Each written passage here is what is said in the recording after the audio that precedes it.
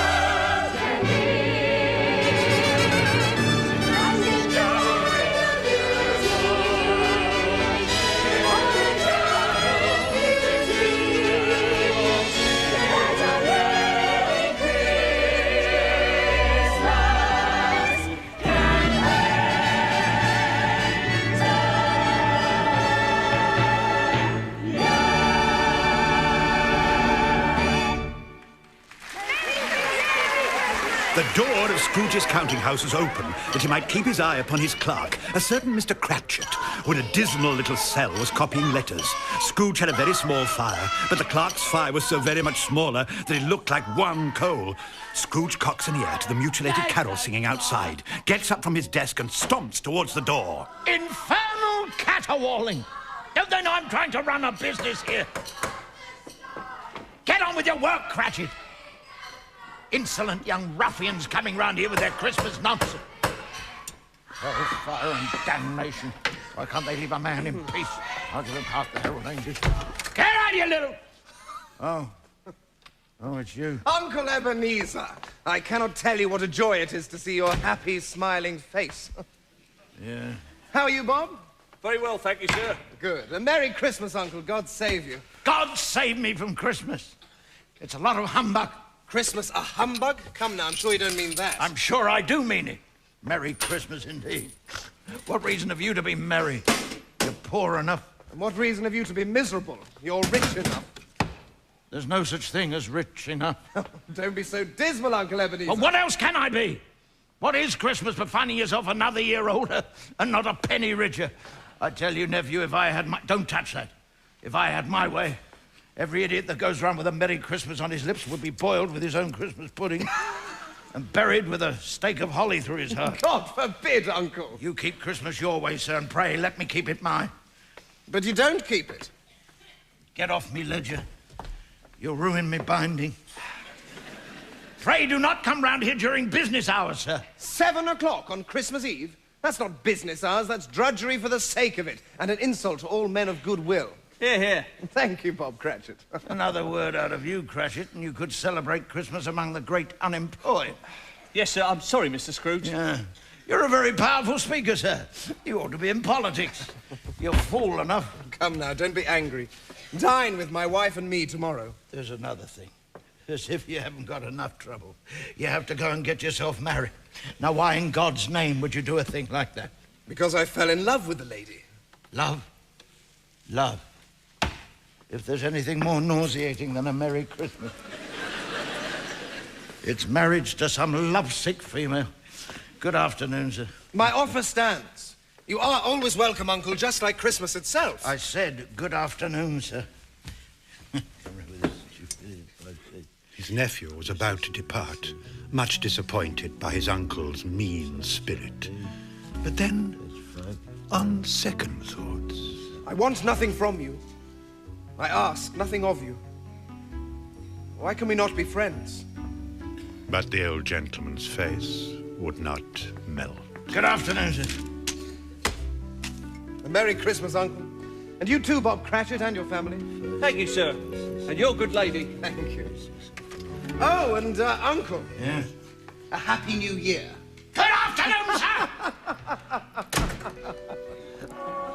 His nephew departed, much cheered. And as the clock struck the hour, Mr. Cratchit looked at his pocket watch, then warmed his hands by the candle flame to prepare for his appeal to Mr. Scrooge, who appeared far too absorbed in his books to realize the time. Excuse me, sir, but it's 7 o'clock, sir.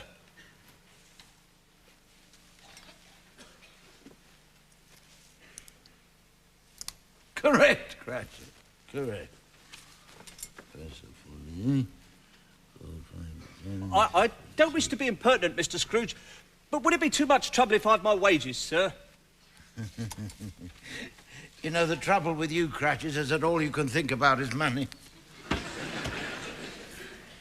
I suppose you'll want the whole of Christmas Day off tomorrow.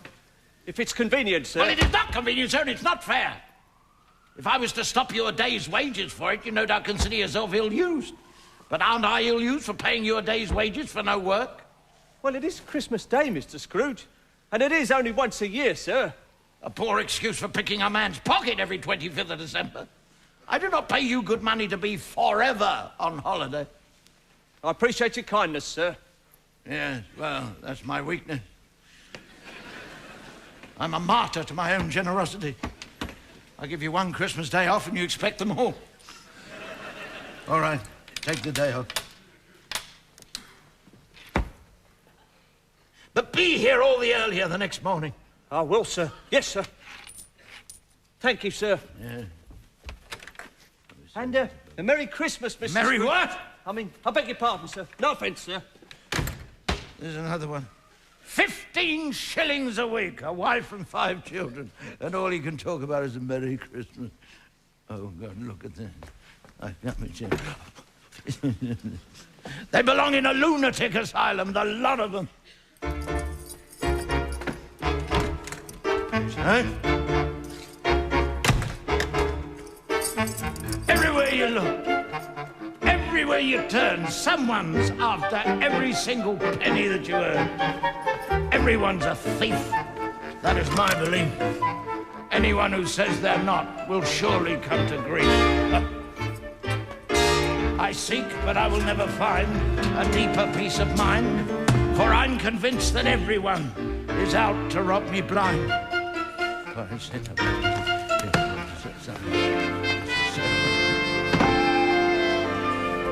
Daydreams don't deceive me.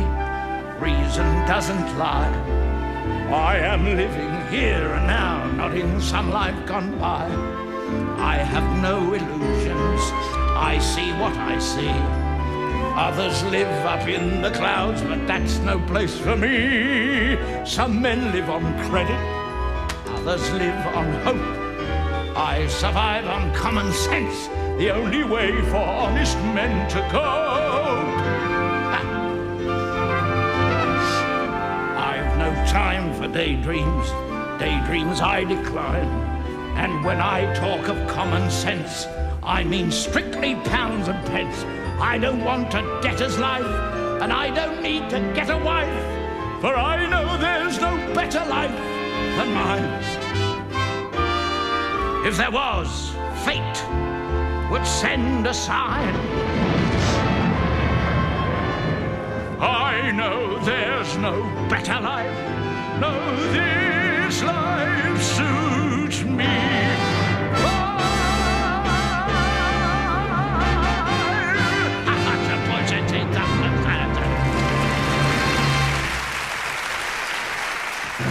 Outside in the busy street, the Cratchit children, a crippled boy, Tiny Tim, stands with his sister, Cathy, gazing in awe at the display window of a large toy shop. Well, Cathy, my love, which one do you like best? I like the dolly in the corner. I like all of them. Good boy. But why not one in particular? Well, you said I can't have none of them, so might as well like them all. Tiny Tim, you are a philosopher and a gentleman.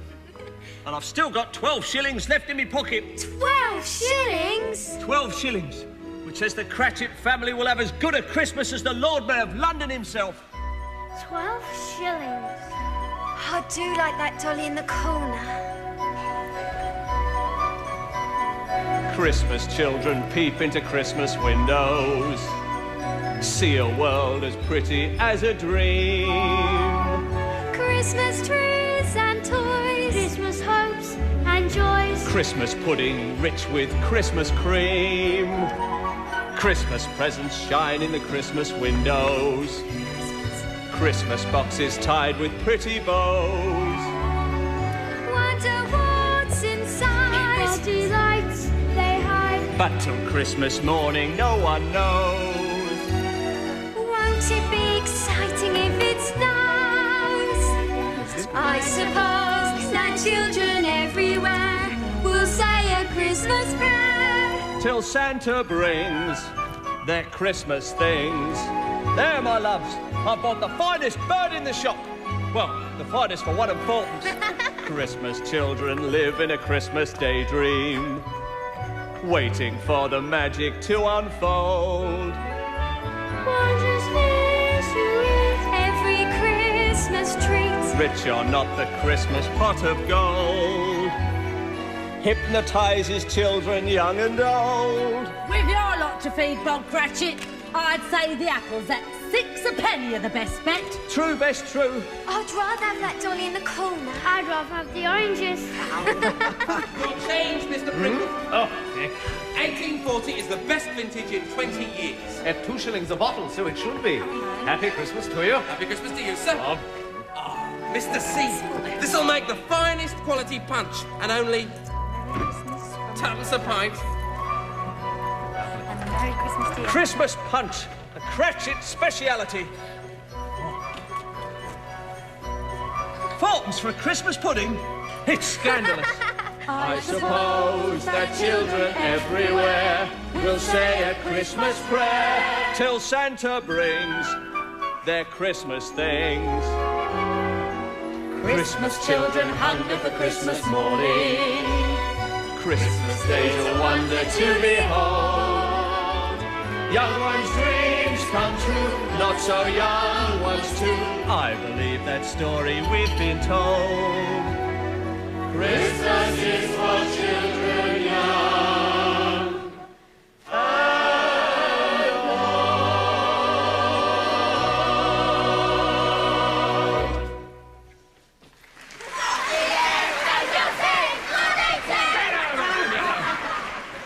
Stop. Merry Christmas to you, sir. A penny for the little one, sir. Madam, the financial burdens of my life are already intolerable. Please do not add to them by asking me to support and educate your entire family. What's that, Mr. Scrooge? Your Christmas shopping list?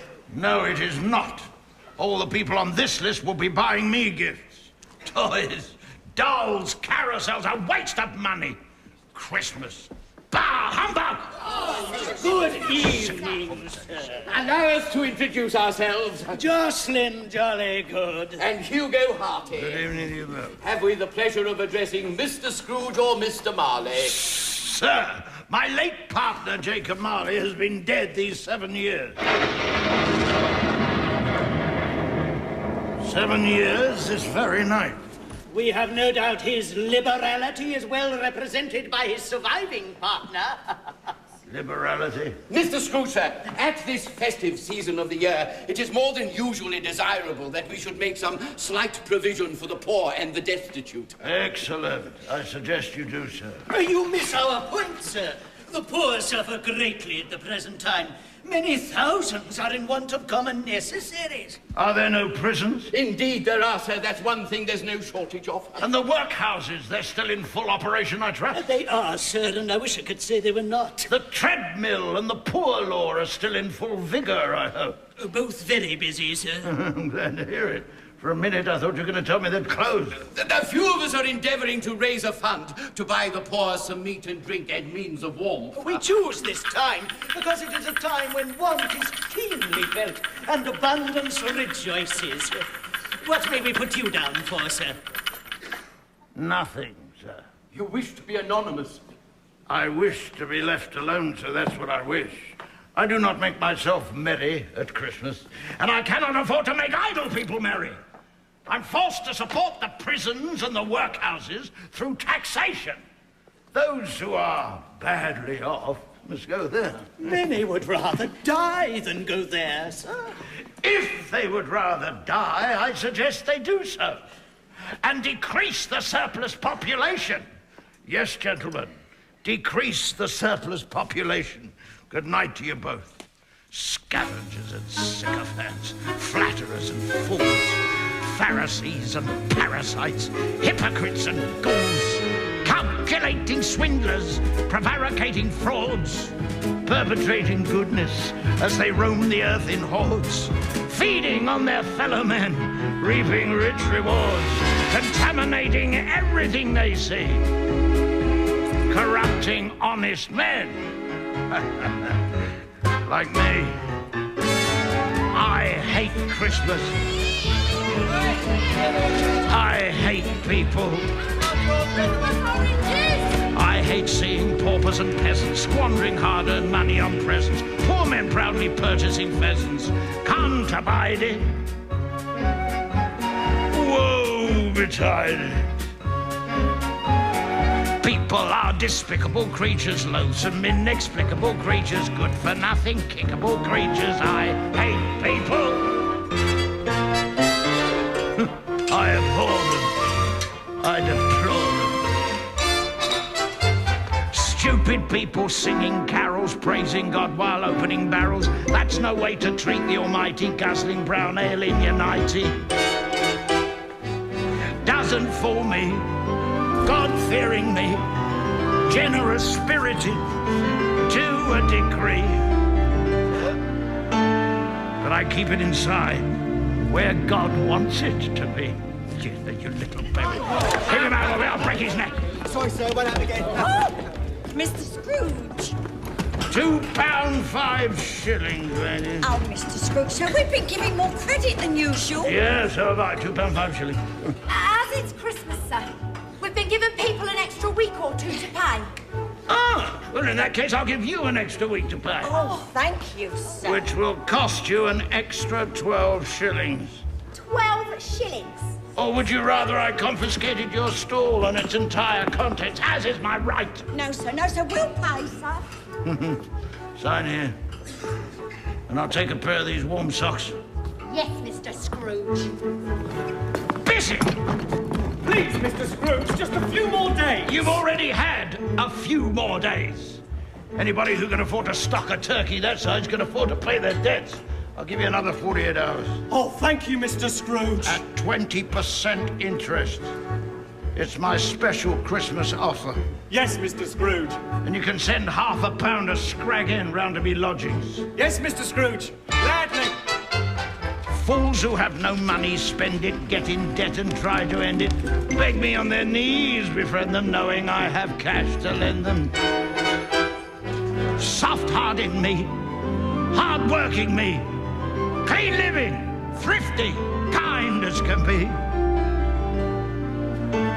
Situations like this are of interest to me. Let's see what we got here. 1, 2, 3, 4. There's your interest.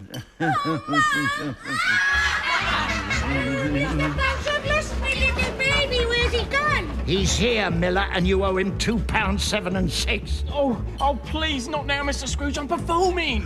Pity it doesn't pay you better. Where's my money? Tomorrow for sure, Mr. Scrooge. It's my best day of the year. Tomorrow it'll be £2.10. £2.10. Oh, your puppets belong to me. All right, Mr. Scrooge. £2.10. That's the way to do it, eh, boys and girls? There we are, sir. Thank you very much. Merry Christmas, Tom. Merry Christmas to you too, sir. He's up on server. Hot broth, Mr. Scrooge. A small token of Christmas esteem with the compliments of Tom Jenkins. No. And there'll be a free can of hot broth every night throughout the coming year, sir, in gratitude for your infinite kindness in giving me another 2 weeks to pay. 1 week. 10 days. 1 week.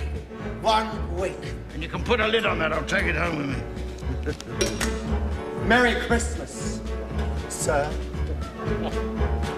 I hate Christmas. I hate people. Yuletide-loving, second-rate people. Nasty little cretinous wretches, earning what their sweatiness fetches, empty minds whose pettiness stretches further than you can see. What's the reason? I hate Christmas. I hate people, women, children, especially nasty little children. What's the reason? Well, I'll tell you. It's because they all hate me. Humbug.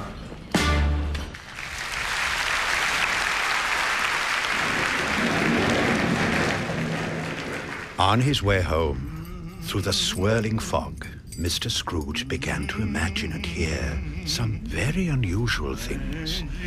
Things were not quite as they should be, he thought.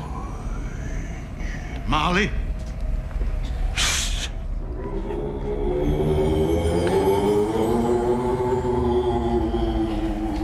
Let it also be borne in mind that Scrooge had not bestowed one thought on Marley since that afternoon. But it happened that Scrooge, having his key in the lock of the door, saw in the knocker, without its undergoing any immediate process of change, not a knocker, but Marley's face. Humbug! I hate you. I hate you. I hate you.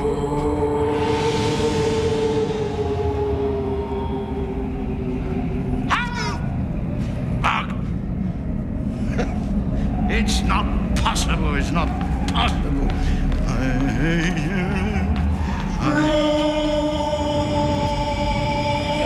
Scrooge stood transfixed with terror as the frightful sound accumulated.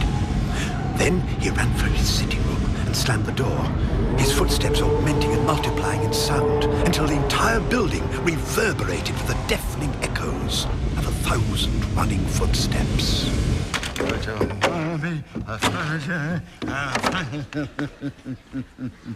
I'm getting too old. He removed his thick overcoat and with his tall hat placed them in the cupboard. Next, he tended the gruel on the hob for his supper, a small basin and spoon. He drew his old winged-back chair close to the hearth to capture the scant heat from the miserable fire. His long shadow was thrown onto the wall behind him and flickered and darted in a menacing display, or a forewarning of something ghastly. As the first spoonful met his lips,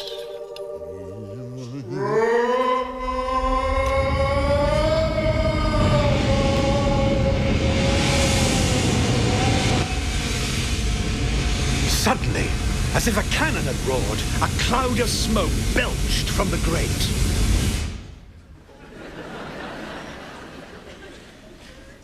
It's humbug still. I'm not believing. Then, the fireside bell began to move, all by itself. Suddenly, it got faster and pealed in a frenzy.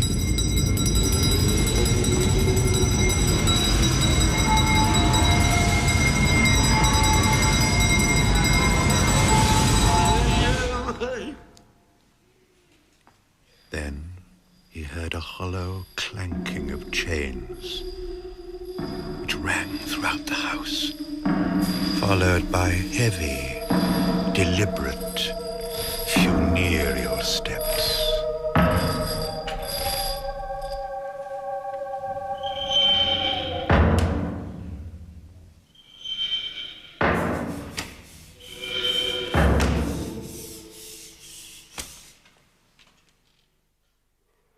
Familiar objects about him assumed diabolical shapes.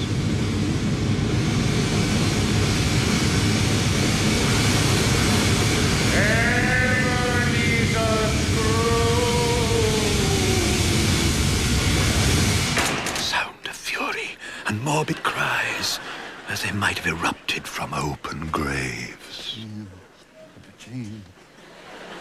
Scrooge then, in manic terror, rushed to the door and flung it open, but finds nothing.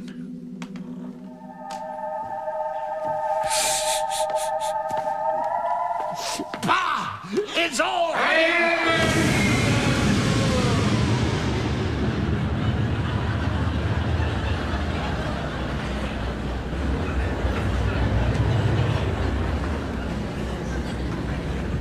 How now? What do you want with me? Much. Who are you? Better to ask me who I was. Who was you? What were you then? In life, I was your partner, Jacob Marley.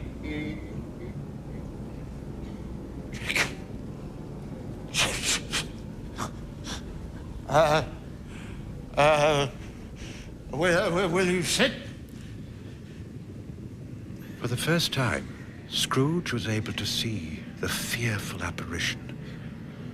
Marley was swathed in a great chain, made up of cash boxes, ledgers, keys, padlocks, deeds, and heavy purses. You don't believe in me, do you? No, I don't. Why do you doubt what you see? Because I've got a slight stomach disorder, which has no doubt affected my vision. Your hallucination, probably brought on by a bit of undigested meat or a blob of mustard. Yes, that's it. You, sir, are a blob of mustard. I tell you, Scrooge, there is much more of the grave than of gravy about me. You do not exist, Jacob Marley.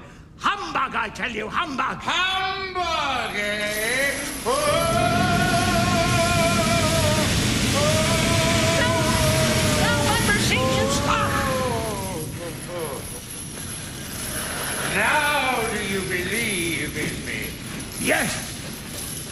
Absolutely. Thank you, and good night. Why do you walk the earth? Why do you come to me? I am doomed to wander through the world and witness what I cannot share, but might have shared on earth and turned to happiness. Why are you fettered with that great chain? I wear the chain that I forged during my life on earth. I made it link by link and yard by yard, and now I could never be rid of it. Any more than you will ever be rid of yours. Mine? Imagine the weight and the length of the mighty chain you are making for yourself. It was as long and as heavy as this 7 Christmases ago, and you have labored at it ever since. It is a terrible, ponderous chain you are making, Scrooge. When I lived, my spirit, like yours, never walked beyond the narrow limits of our counting house. You were always such a good man of business, Jake. Business? Mankind is our business, Ebenezer, but how seldom do we attend to it. I know this, for I have sat invisible at your elbow many and many a day in your office. In my office? You have sat in my office? Hear me, my time is almost gone. I am here tonight to warn you. It is your only hope. No, Jacob, no! Feel the phantoms chilling the air around you. They astound you, I can tell, these inhabitants of hell. Poor wretches whom the hand of heaven ignores. Beware, beware, beware, lest their dreadful fate be yours. Make the most of this world, the next world is worse. If you think life is miserable now, but the life to come is better somehow, you had better put all your thinking in reverse and make the most of this world, and the next world is far, far worse. Make the most of this life, the next life a curse. For the man who kicks the present aside in a quest for things life doesn't provide, had better know now his theory is perverse, and make the most of this life, for the next life is far, far worse. Let's talk about heaven a minute. Men dream of it from birth. Heaven, you idiot, you're in it on earth.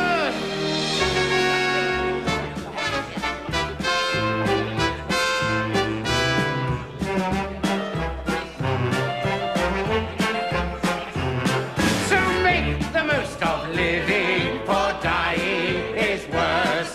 At times you'll say life isn't worthwhile, but there's more to life than traveling in style. It's better to walk than ride inside a hearse. So make the most of this world, embrace the universe, but I guarantee the next world is far, far, far, far worse.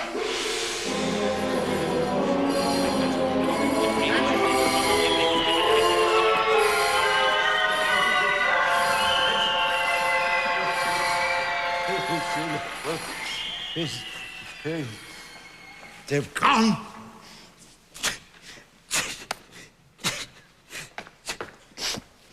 It was all a dream. It was not a dream, Scrooge. For pity's sake, Marley, leave me in peace. It was for pity's sake that I came here. Pity for you.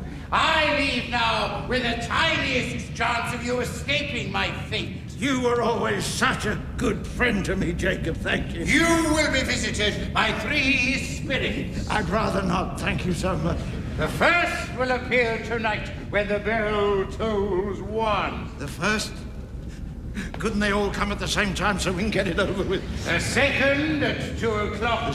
And the third when the bell tolls 3. I must go now, but I am doomed to wander through the world in everlasting repentance. Jacob, about the ghosts. Look to see me no more, and for your own sake, remember what has passed between us. Farewell, Ebenezer Scrooge!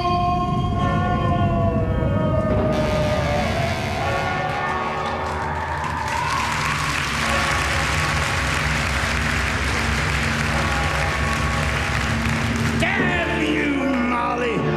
This is hardly how you treat a trusted friend. Curse you, Jacob!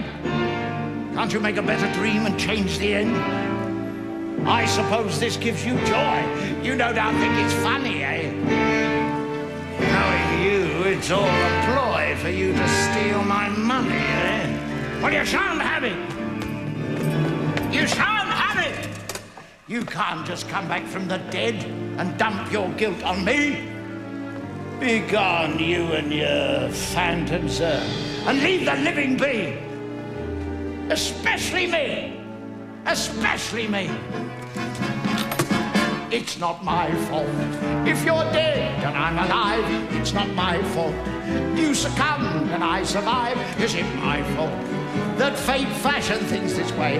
Is it my fault that tomorrow's Christmas Day, these things happen anyway? You can't blame me if the sun decides to shine, so don't blame me if the life I lead is mine. A life of quiet sobriety, of which I'm justly proud. A credit to society, who shuns the vulgar crowd, who uses wisely all the gifts with which I've been endowed. A good man, a philanthropist, who's truly worth his salt. No, it's not my fault. 3 ghosts, bah, 3 humbugs. It's you who left our counting house to find a bigger vault. He found a bigger vault. No, it's not.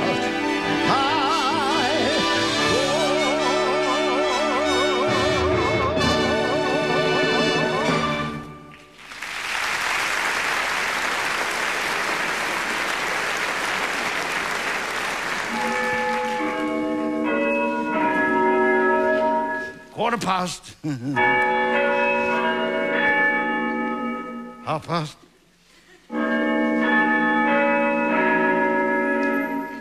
Quarter to.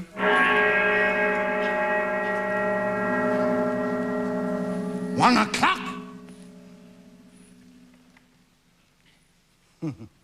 And nothing more. Light flashed up in the room upon the instant, and the curtains of his bed were drawn aside, and Scrooge, starting up into a half-recumbent attitude, found himself face to face with the unearthly visitor who drew them. It was a strange figure, like a child, yet not so like a child as like an old man, viewed through some supernatural medium, which gave him the appearance of having receded from the view and being diminished to a child's proportions. Its hair, which hung about its neck and down its back, was white as if with age, and yet the face had not a wrinkle in it, and the tenderest bloom was on the skin. The arms were very long and muscular, the hands the same, as if its hold were of uncommon strength. Its legs and feet, most delicately formed, were, like those upper members, bare. It wore a tunic of the purest white, and round its waist was bound a lustrous belt, the sheen of which was beautiful. Who are you? I am the spirit whose coming was foretold to you. You don't look like a ghost. Thank you. May I inquire more precisely what or who you are? I am the ghost of Christmas past. Long past? No. Your past. My past? I am the ghost of all the loved ones that you have lost. Loved one. loved ones. What business brings you here? Your welfare. Being woken at 1 o'clock in the morning by a ghost is hardly conducive to my welfare. Your redemption, then. Come. Walk with me. Where are we going? We're going to look at your childhood. As the words were spoken, they passed through the hall and stood upon an open country road with fields on either hand, and soon approached a mansion of dull red brick with a little weathercock-surmounted cupola on the roof and a bell hanging on it. This they entered, to find a long, bare, melancholy room made barer still by lines of plain deal forms and desks. At one of these, a lonely boy was reading near a feeble fire, and Scrooge sat down upon a form and wept to see his poor forgotten self as it used to be.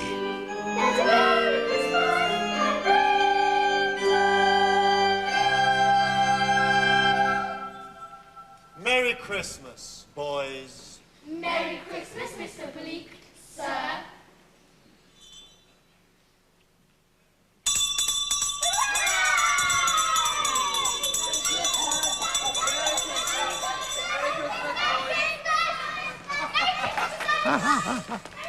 The school is not quite empty, is it? Look. A solitary boy neglected by his father is left there still. Poor little fella.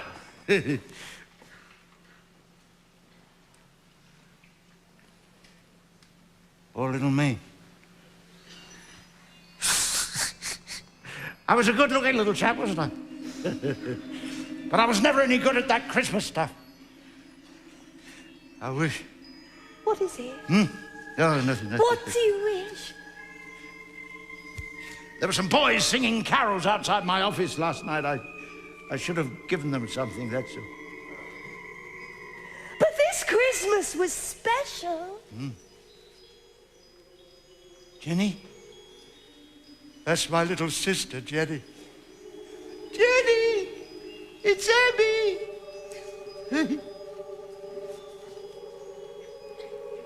Why does she ignore me?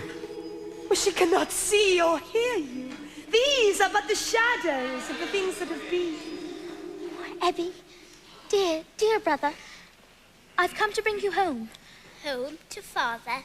No. Father's much kinder than he used to be. He sent me in a coach to bring you home, Abby. We'll be together all Christmas long. Now, collect your things. Always a delicate creature whom a breath might have withered. But she had a large heart. That she did. I must confess it. She died a young woman and had, I believe, children. One child. Oh, yes. One child. Your nephew, Harry. Yeah. My nephew, Harry.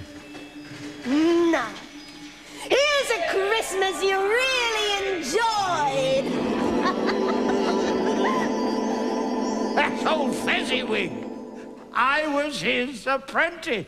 Yes, Ebenezer Dick! Yo-ho, Ebenezer! Yo-ho, Dick! No more work today, me boys! Hilly-ho and chirrup! It's Christmas Eve, Dick!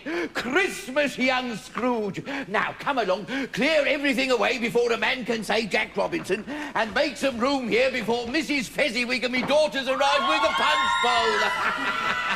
My word, I was a good-looking young man. And there's Dick Wilkins, the best friend I ever had. The dashing figure of Master Scrooge was much admired by Mr. Fezziwig's pretty daughter Isabel, but the centrepiece of this jolly assembly was a multi-tiered cake, teetering alarmingly under the weight of icing decorations.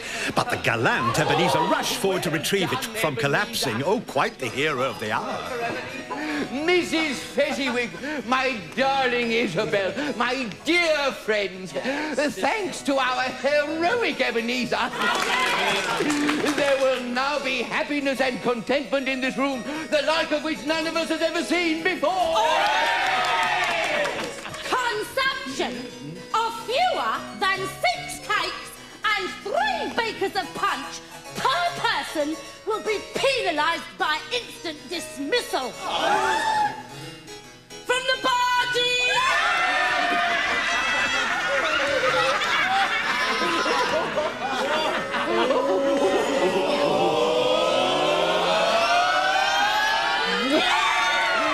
Splendid! Begin! Of all the days in all the year that I'm familiar with, there's only one that's really fun. Correct. Ask anyone called Robinson or Brown or Jones or Smith. They're favourite day and they will say December the 25th. Correct. December the 25th, my dear. December the 25th. The here to stay all the year. December the 25th. Why didn't you join in? Because I couldn't dance. At times we're glad to see the back of all our kin and kin. But there's a date we celebrate, December the 25th. Correct. At times our friends may seem to be devoid of wit or pip. But all of us are humorous. December the 25th. December the 25th, my dear. December the 25th. The here to stay all the year. December the 25th. Correct.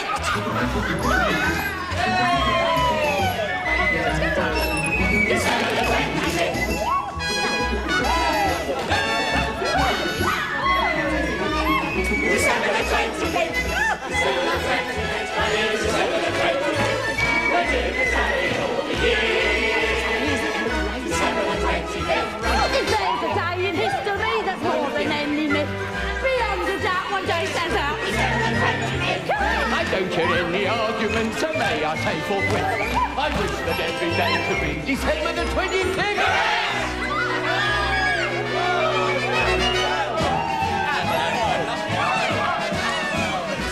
And the ghost of Christmas past points across the room to the lonely figure of young Master Ebenezer, who watched the merrymaking without joining in. He saw old gentlemen trip lightly through the Sarojah de Cavalry as the ladies swished their flowered petticoats. He saw a blaze of coloured ribbons and Isabel tossing her flaxen curls, for she was the most wondrous young girl he'd ever seen. And he fancied maybe Miss Isabel had once or twice caught his eye.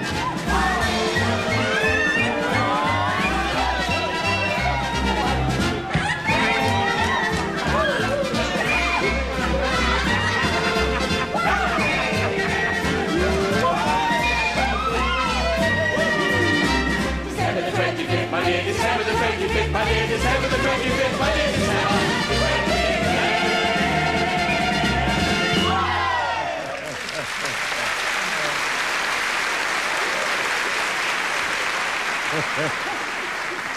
He was a wonderful man. He has merely spent a few pounds of your mortal money, 2 or 3, perhaps. What is that to be deserving of so much praise? You don't understand. He had the power to render our life either happy or unhappy, our work either a joy or a burden. It had nothing to do with money. Had nothing to do with money. What's the matter? Nothing. Something, I think. I was just thinking of Bob Cratchit. Who's Bob Cratchit? It's 7 o'clock. Could I have my wages, please, sir? No one. No. Fezziwig's daughter, Isabel. They were wonderful days, you know. Old Scrooge saw himself as young Ebenezer take Isabel into a waltz, and for that moment, they were oblivious of the entire world around them. They say happiness is a thing you can't see, a thing you can't touch. I disagree. Happiness is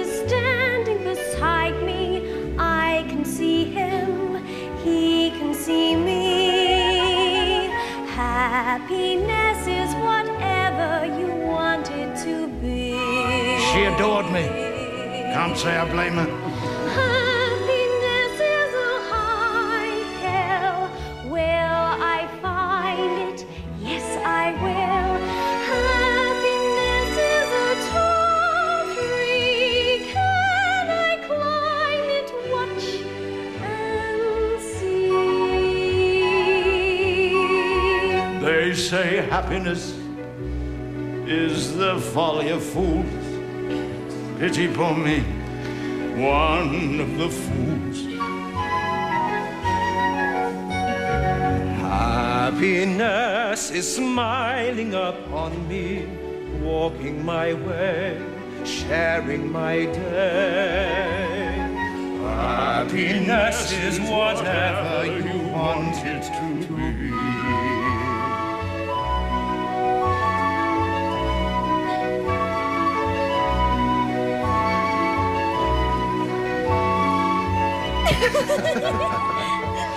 She was so sweet and kind. Yes, she was.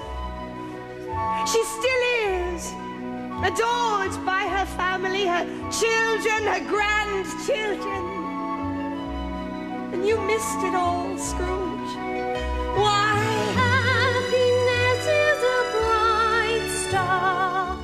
Are we happy? Yes, we are. Happiness is a clear sky. Give me wings and let me fly. Let me fly. For happiness is whatever you want it to be. At that moment, the young Ebenezer slipped a gold ring on her slender finger. Yes, happiness is whatever you want it to be.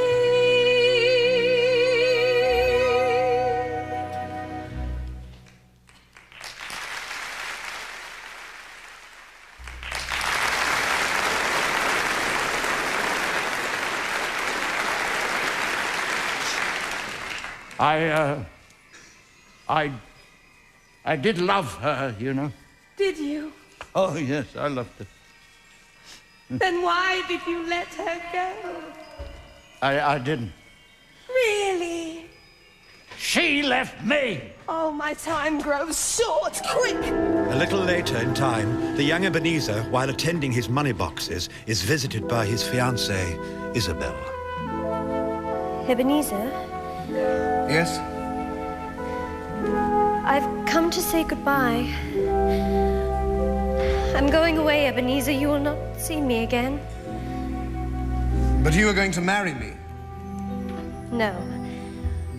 You have found another love to replace me, and she is much more desirable than I am. I have no idea what you're talking about. This lady here. How shall I ever understand this world? There is nothing on which it is so hard as poverty. And there's nothing it condemns with such severity as the pursuit of wealth. You hear that? It was true then and it's true now. All your nobler dreams that I've loved, I've seen die off one by one, until only the desire for gain is left. I'm not changed towards you. Am I? Yes, Ebenezer, you are. Your promise was made to me when you were poor, and content to be so. You were someone else then, and I see that only too clearly. And so I can release you. Have I ever asked to be released? In words, no, but in a changed nature, yes. In everything that made my love of value to you, yes. If you met me today, you would not love me. I would. I do. I still do. Isabella, I find it impossible to discuss personal affairs during business hours. Now, please. You see, if you weigh me by gain, I weigh very little. And so I'm not enough for you, and I can release you with a full heart. For the love of him you once were.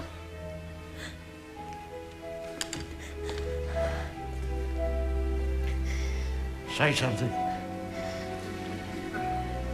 Say something.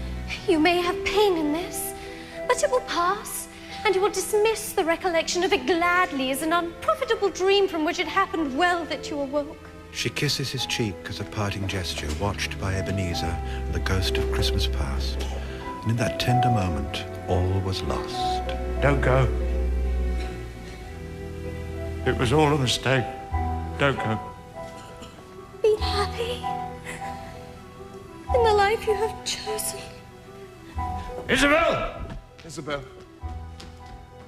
Isabel! Go after her. I can't! You fool! The old man traces the anguish of her parting as he watches his former self suffer the heartbreak he was never to forget.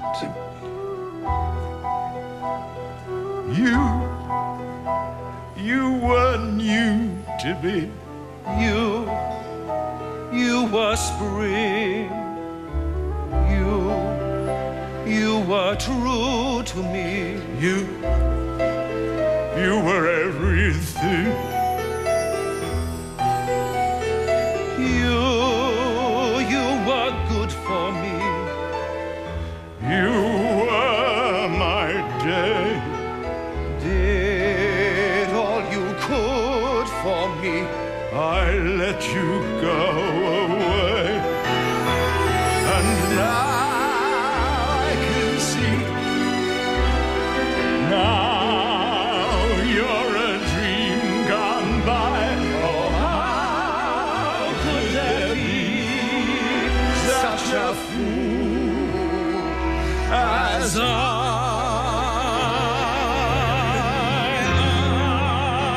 who must travel on, what hope for me? Dream where my past has gone, left with a memory. You, my only hope. You, my only love.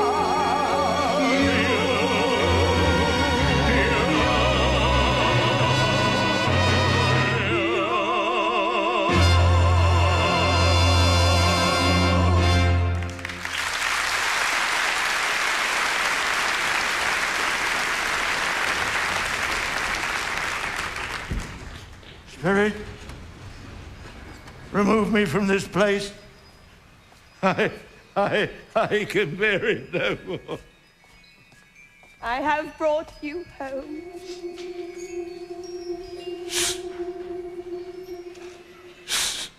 Why do you not love your nephew, Harry?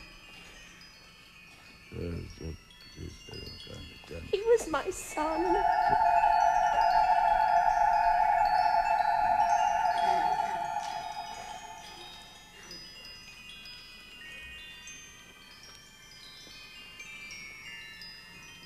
Jenny?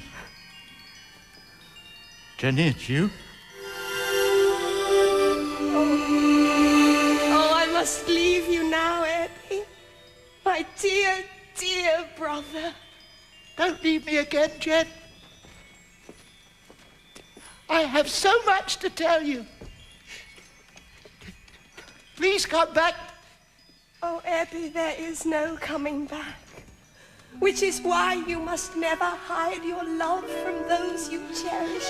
You must tell them while you have them what they mean to you, how precious they are. Jerry. Ebbie, love is life's greatest gift. And once the ones you love are gone, it is too late. Jen.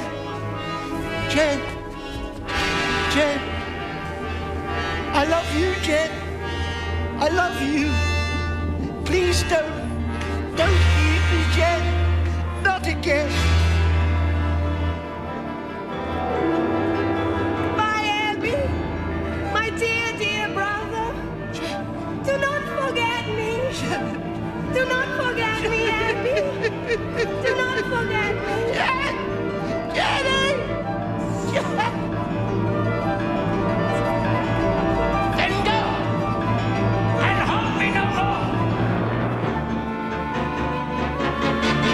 it's not my fault. If I choose to live alone, is it my fault? If I'm happier on my own, is it my fault? If I lose the ones I love, is it my fault? Or some greater power above that enjoys destroying love? You can't blame me for the fickle ways of fate, so don't blame me for the things I've come to hate. There was a time I might have lived a different sort of life. Sweet evenings with friends and things, with children and a wife. But now the very thought of it cuts through me like a knife. I can't just turn life upside down like some great summer song. No, it's not my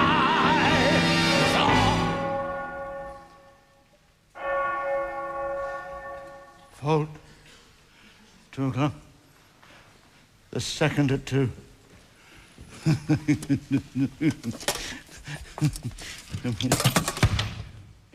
second at 2. Let me see. Let me see.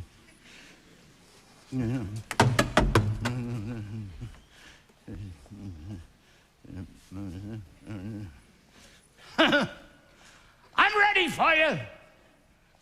Whatever you are.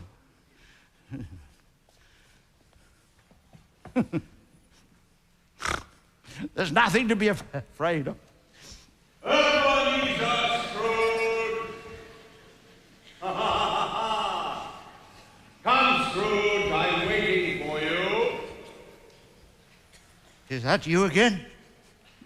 Jacob Marley? My old friend? No, it is not. And there stood the spirit of Christmas present, a commanding spectre, surrounded by a cornucopian feast of every conceivable Christmas gift you could ever imagine. Heaven protect me, who are you? I am the spirit of Christmas present. Look upon me. You have never seen the likes of me before? No, sir, never. But how many of my brothers have you rejected during your miserable little life? Your brothers, sir? I don't know your brothers. You have never looked for them. How many do you have, sir? What year is this? 1843. Then I have 1,842 brothers. And each year one of us visits this miserable little planet for one brief day to bring some happiness and remove as many as we can the causes of human misery. Which is why I have come to see you, Ebenezer Scrooge. Me, sir? What could you want with me, sir? My, you are a funny-looking little creature. I must admit I found it difficult to believe you'd be as horrible as my brother said you'd be, but now that I look at you, I can see they were understating the truth. Let me assure you, sir, I am a man of the highest principles and the most generous of spirit. Generous spirit? You wouldn't even know the meaning of the phrase, but you're about to find out. Here. Drink this. What is it? Taste it.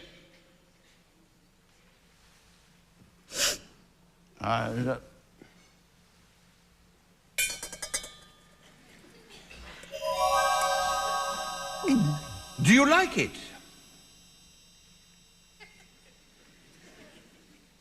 It's wonderful. I've never tasted anything like it in my life. Well, of course you haven't. What is it? The milk of human kindness. There are more good things in life, Scrooge, than you could ever imagine. Oh, I'm sure there are, sir. Can I have some more? Ebenezer Scrooge, the sins of man are huge. A never-ending symphony of villainy and infamy, duplicity, deceit, and subterfuge. And no one's worse than Ebenezer Scrooge, though man's a handy candidate for hell. I must admit, life sometimes has its brighter side as well. Life likes me, life and I fairly fully agree. Life is fine, life is good, especially mine, which is just as it should be. I like pouring the wine and wine on. Life's a pleasure that I deny not. I like life here and now, life and I made a mutual vow. Till I die, life and I will both try to be better somehow. And if life was a woman, she would be my wife. Why? Why? Because I like life. That's all very well for you, but I hate life. Oh, nonsense, man! Why? Why? Because life hates me, that's why. Oh, Scrooge, you're an even bigger fool than I took you for. You've had over 60 years on this planet, and during your long, miserable, miserly, selfish existence, you haven't even learned how to live. Now listen to me. I like life. Well, go on. I like life. That's better. Life likes me. Life likes me. Good, good. I make life a perpetual spree. A perpetual spree. Eating food. Drinking wine. Thinking who'd like a privilege to dine me. I like drinking the drink I'm drinking. Oh, that's better, Scrooge. And I like thinking the thoughts I'm thinking. I like songs, I like dance. I hear music and I'm in a trance. Tra-la-la. Oh, Papa, chances are we get up and prance. Where there's the music and laughter, happiness is right. Why? Because I like life.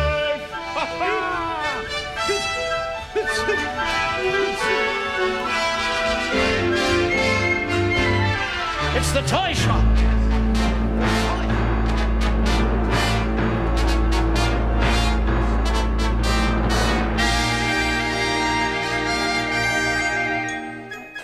So Scrooge ventured into the large toy shop, and he saw dolls and kites and tin soldiers and drummer boys and a rocking horse and a carousel, puppets and trapezes and clowns, and there were dolls' houses for girls and toboggans for the boys, jigsaws and jumping jacks. The ghost of Christmas present raised his arms to heaven in a majestic gesture to reveal a huge, glorious, sumptuously decorated Christmas tree, festooned with 1,000 multicolored candles, and a myriad of life-size toys.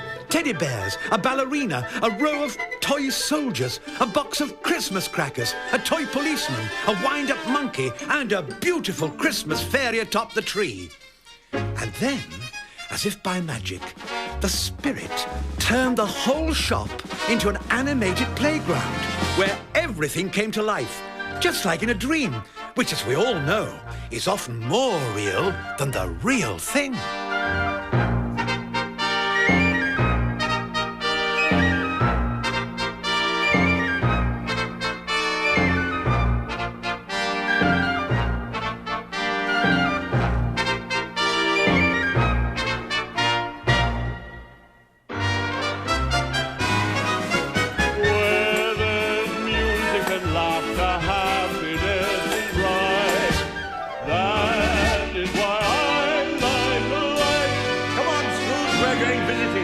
You're in for a few surprises. Where are we going?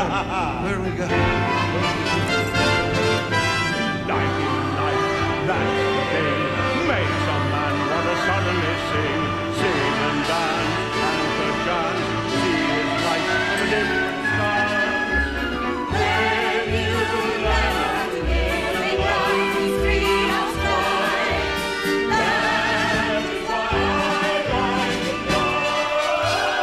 That's the secret of living. Any man can fly.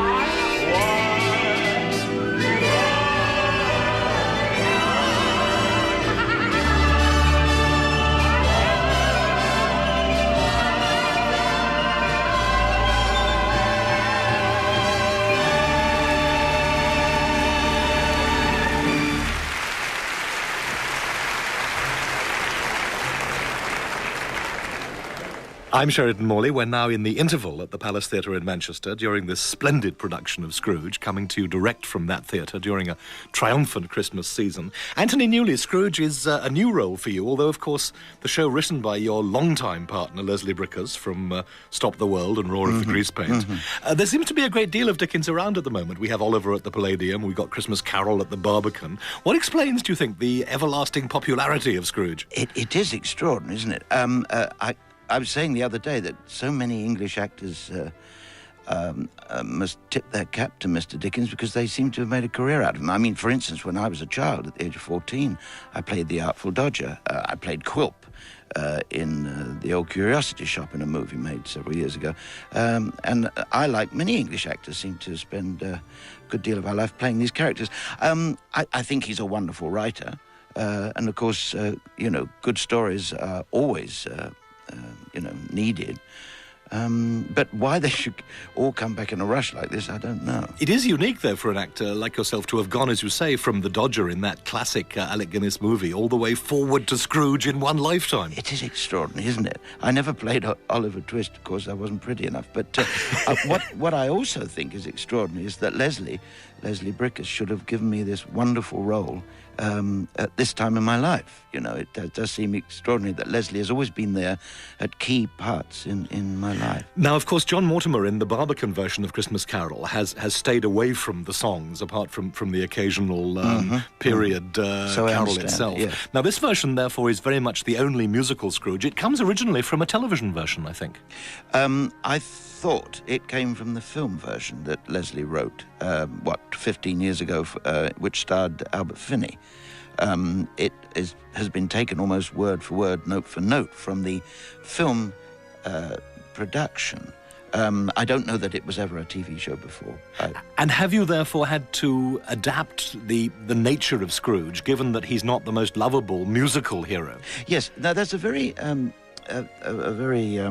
I'll think of the word in a minute because I'm old, but that's a very relevant question because I am playing a musical comedy version of Scrooge. Purists might be put off slightly by that, but it is my business to be amusing as Scrooge on the stage because I also sing him. But that's in answer to the question about how I play him. I do find much about him that is amusing, especially from Leslie's version of it. And there is much laughter during the course of the evening, as strange as that may seem. And you, of course, are virtually never off stage. This is Scrooge from first to last. Yes, it's Hamlet without the laughs, as I've said many times. And no, I mean, he is the maypole around which the whole story dances, and so I never get off the stage. I mean, Fiddler on the Roof is a smaller part. Fagin is a smaller part. And, I never seem to get those roles. But, no, it's an extraordinary role when you think he goes from the totally hateful miser to the really kind of likeable convert, And as you say, it's a nostalgic time. Not only are you back with Dickens after, 30 or so years since the movie of Oliver Twist. A little more. Actually, more than that, getting on for 50. But in fact, you're also back with Bricusse, and many of the great successes you had very early in your career were, in fact, with him. Many of the great songs you wrote. Without a doubt. Kind of Fool Am I, Who Can I Turn To? All these were Bricusse Newley songs. Yeah. Are you still in partnership in that sense of writing together? No, we're not. And that is a source of... pain for me. But Leslie does, Leslie was writing hit songs long before he met Newley.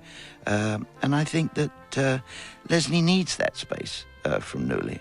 He's a very, very successful businessman, writer, producer in his own right, And I think all teams eventually reach a point where they need air, where they need, lives of their own, perhaps. And Leslie has decided that that's... I mean, I certainly would work with Leslie at the drop of a hat. And now that you're back in this country, after a long time abroad, in many ways, you're back as an actor. Are you also back as a writer yourself? I don't think I could make a living as a writer. I wish I could. I'd love to, I'd love to stay in that room and type, but I don't think I have that gift. I think I do have a gift when I'm allied with somebody else, like Leslie. But I've never found another Leslie, unfortunately. You've been doing a great deal of cabaret lately. Are you happier now back in a show with a huge cast like this and a very formalised structure as against being on your own in a nightclub? If I am honest, and I will be to you, it is more enjoyable to do one solo cabaret act. I mean, I'm off to do it after this show. Because, as you know, in cabaret, there are no limits. I mean, some nights you change the order, you put different songs in, you can talk, things happen that don't happen in a theatrical, as you understand. A theatrical format is same line, same spot every night. No, I think it's more fun to be a cabaret performer, but of course the theatre has its rewards. You know, every night that applause is really kind of stunning, and that is, after all, our drug. And we can certainly hear that from this radio broadcast. But now this Scrooge, as you say, comes from the Albert Finney movie, which was not at the time an enormous success in this country. And we haven't seen the stage version in London. You've, of course, been touring it now, Manchester, but all over the country. Are we going to see this in the West End? This has been a subject of great discussion over the last few months. I mean, we have broken box office records in every theatre we've played this show. It does beg the question, why don't you take it to the big city? I guess I'm not intelligent enough to know why producers don't do this. I guess because they're making so much money doing it the way they're doing it. I naturally would like my peers to see me play in this, and I'd like you know, the industry to see me play this role, because I don't think I'm going to get another part like this in this lifetime anyway. You know, it really is an extraordinary part. And as you say, the Dickens of a time, all over the country, we're getting these returns to Dickens. Is there something about family values, a kind of return to conservative life, that we are suddenly rediscovering Victorian novels in a way that we weren't 10 years ago? That's a seductive thought, isn't it? That people may be interested in those old sentimental values. And let's face it, Scrooge presses every button in the book. You know, Tiny Tim, you know, the little cripple, the lost love. It's a very sentimental piece and works like gangbusters, I can't tell you. It's, as you say, an interesting piece, because although it has a lot of cheery Cockney life to it, it also is a dark piece. It's about hatred and revenge to some extent, and there are moments in it when you suddenly realise how topical it is to be talking about the terrors of poverty and of people living on the streets, when once again we have in London people living on the streets. You know, I think you may have touched on a very real reason why Dickens is back, is that he mirrors in that long-lost Victorian time what is actually going on today. In fact, it is values that never disappear, isn't it, really? There always have been poor. There presumably have always been the homeless. And I suppose these are eternal problems. But what is extraordinary about Dickens is his gift of touching the wellspring of our feelings about these things. I mean, it's unashamed, some of those scenes, and yet they work. And people have come out of the show saying, you know, I really think about my life again, in terms of how, you know, you went back in life and had a second shot at it, in fact, which is what Scrooge does. He gets a second shot at his life. And talking of second shots, this really brings you back not only to Dickens, not only to Brickers, but back to the touring life that you started way back with Roar of the Greasepaint, going around England, going around the world with shows. Are you still happy on the road as a gypsy? Not really, Sheridan, no. I think you get to an age where, you know, looking for the toilet at 3 o'clock in the morning is really a bore. No, I mean, I don't do it willingly. But, you know, we are journeyman people. We go where the work is. And at the moment, this extraordinary gift of a part means I must be on the road. So I guess I'm going to be in a few more hotels before... You know, we're already talking about the end of this year. Where are we going to do at the end of this year? And as I was saying earlier, we hope London, but if not, America. If not, somewhere else, you know. So it'll live on certainly as a seasonal show, if not as a permanently touring show. I would have thought so. I mean, its success is phenomenal. I think it's the best-kept secret in show business. I guess that's because outside London, it's true that the reviews tend to be in local papers and not in the national papers. Exactly. So many of us perhaps didn't know precisely where you were doing Scrooge at the moment. Exactly. But now, do you feel generally that you're back to Britain, that you're back to a theatrical life in this country rather than the Las Vegas, the cabaret California life that you've had for so long? It was a paragraph in one's life, and I mean, America was awfully generous to me. I mean, I had 22 wonderful years there. I spent a lot of money, and but it was time to come home. I would prefer to think that my career might be stretched perhaps a little further than just the theatre. The theatre's very hard, Sheridan. It really is. I'd like to do more television because that's reaches, as you know, a very big audience and frankly is a little easier. I'd like to do a movie now and again. And I would really like to do more writing. For instance, there is a television series at the moment being talked about, of which I am a co-author. So, no, I don't make a point of staying in the theatre forever, I don't think. There's a sense, perhaps unfairly, in which it looks as though, from the outside, Brickus, in a way, settled in California, had this succession of Oscars, had a tremendously kind of rich life, and that your life, in a way, has always been more dramatic and more difficult, both privately and publicly, that somehow there have been many more ups and downs. Is that a fair assessment? Oh, totally. And right on the nose, yeah. Was that a matter of luck, or that you weren't really ever going to be happy doing any one single thing, as it were, songwriting or filming or acting, that there had to be everything in there somewhere? That's a very perceptive question. I mean, and is part of a longer conversation, of course. I don't know. I guess my karma in this life is to lead that kind of life. I'm a very gifted man, but I've made a great many mistakes in my life. I do wish that bumping my way through life, I hadn't jostled quite a few other people, but that's the way it's been. Leslie, of course, has been a much more ordered person. He's an extraordinarily gifted man who manages his life very well. I've never really done that well. But, you know, I guess that's this time around, this is what I'm supposed to do. But there is a sense now that it's coming right. I mean, that you are more settled, yes. And that somehow the private life is now easier. I do get a sense that I'm being given a second chance, for which I'm deeply grateful. And this is like a renaissance for me. But as I say, I do have that sense that somebody has said, OK, Newley, we'll give you one more shot at it if you screw it up this time. You know. Well, by the sound of this, Scrooge, you certainly haven't. But have you been finding different reactions around the country as you go from city to city? Are audiences changing around Britain? I would have thought not. They laugh at the same moments. The reaction has always been the same. I don't read reviews, so I have never been aware of how the press have felt about the show. I've just been aware of the wonderful reception we get, and of course the box office returns cannot be ignored. And I find that fascinating, that in the 3 major venues we've played, we've broken their record. I mean, it is extraordinary that nobody seems to know about it. Well, I have, unlike you, been reading the reviews, and they've been absolutely glowing. I'm looking at the Scotsman from Aberdeen, from Glasgow. These reviews have been absolutely tremendous for you, and indeed for the show. Again, the sense that somehow people want a show like this, that at the moment theatre needs to be big, and it needs to be brassy, and it needs to be the big band sound that we are hearing from Scrooge. Amen. I couldn't agree with you more. I do think the theatre has to fight to get people back, and I think big is good, and fantastic is good, and music is wonderful. And I think Scrooge falls within that parameter. Well, on that note, we'll let you go back on stage for Act 2 of Scrooge. Anthony Newley, thank you for joining us. Thank you, Sherry.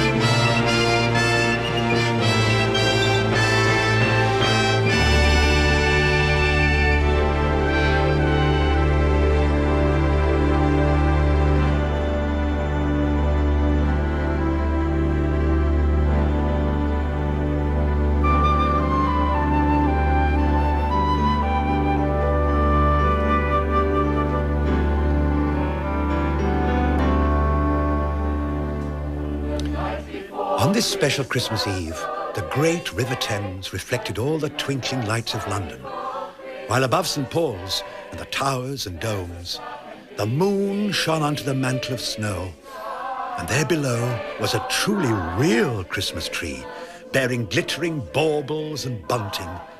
And there, in the throng, the Cratchit family stood with their eyes ablaze with joy.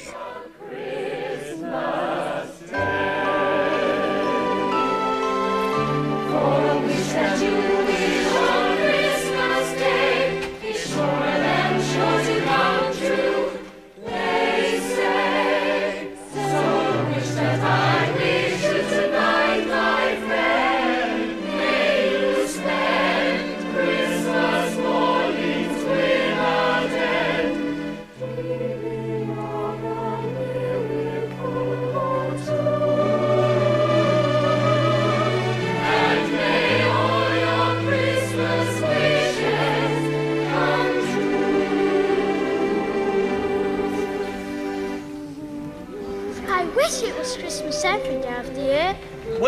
was, what would you do for Christmas? We'd have to think of something else. Not this year, you don't. We're going carol singing. And anyway, I like Christmas just the way it is. Come on, Tim. You have to learn to take the good with the bad, Tiny Tim. Don't be late back. Goodbye! Goodbye! Oh, come on. And just like birds of a feather, Scrooge and the goodly spirit of Christmas fly out of the starry sky and land in Cheapside.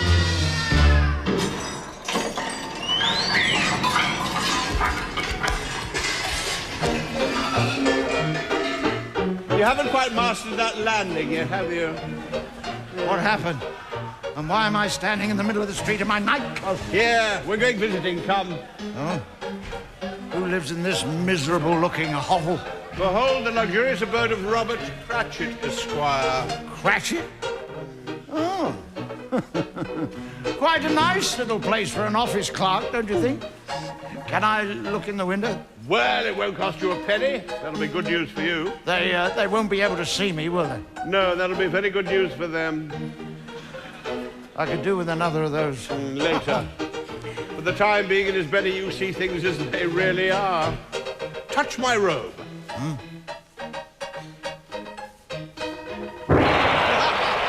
Scrooge passes through the door into the Cratchit's kitchen, and he sees the family waiting at table while Mrs. Cratchit prods a very small plum pudding boiling in the copper pot.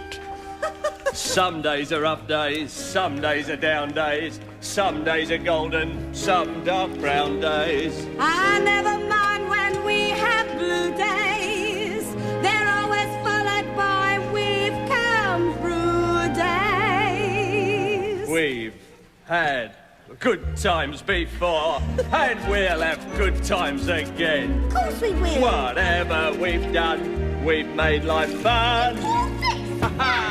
And when things were bad, and bad times we've had, we've fought and we've won for all for one. So when things ain't going right, we try with all of our might. You'll see us unite like fighting men. We know we'll come through, and friends when we do, we'll only know good times again.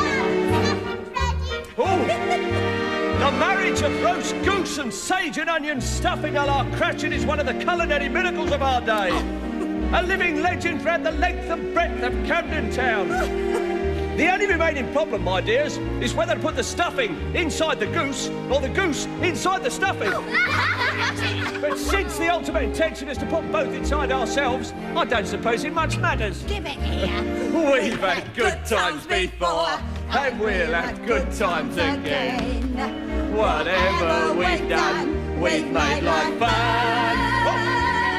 And when things were bad, and bad times we've had, we fought and we won for all for one. So when things ain't going right, we'll try with all of our might. You'll see us unite like fighting men. And here they are, the one and only carol-singing Cratchits, newly returned from their triumphant musical tour of Regent's Park and the Euston Road. We know we'll come through, and friends when we do, we'll only know good times, goodbye to the bad times, we'll only know good times again. We know we'll come through, and Tim, when we do, we'll only know good times, goodbye to the bad times, we'll only know good again.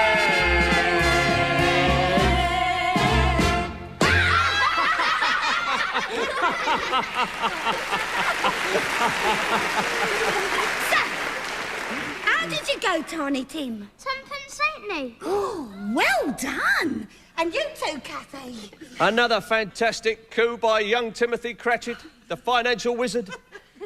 At only 7 years of age, the youngest millionaire in the vast Cratchit Empire. Let's put the pennies in the jar, eh? Yeah. Come on, son. And how did little Tim behave, Kathy? As good as gold, and better. He told me coming home that he hoped that people saw him singing outside the church because he was a cripple. And it might be pleasant to them to remember on Christmas Day. Who made lame beggars walk and blind men see. Well, he gets a bit thoughtful, spending so much time by himself. There you go, son. Ladies and gentlemen, if I may steal a moment of your valuable time, I would like you to drink to the sparkling good health of the two gentlemen whose industry and generosity have made possible our sumptuous Christmas repast. Master Timothy Cratchit and Mr. Ebenezer Scrooge.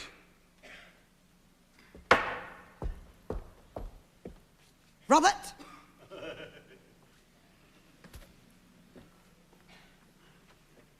What are you trying to do? Spoil our Christmas? His money paid for the goose, my dear. No, your money paid for the goose, my dear. But he paid me the money. Because you earned it, me love. Oh, believe me, 15 shillings a week at 3p an hour and not a penny raise in 8 years. You earned it. Mr. Scrooge assures me times are hard. Well, he's right. For you they are, but not for himself. Nonetheless, he is the founder of our feast, and we shall drink to him. Quite right. Founder of our feast, indeed. I wish I had him here. I'd give him a piece of my mind to feast upon, and he'd have indigestion for a month. But Ethel, my dear, the children, Christmas. Well, it needs to be Christmas, Bob. For me to drink to a rotten-hearted, stingy old miser like Scrooge. But Ethel, you can't... You know he is, Bob. Nobody knows it better than you. Me love. To Christmas, my dear.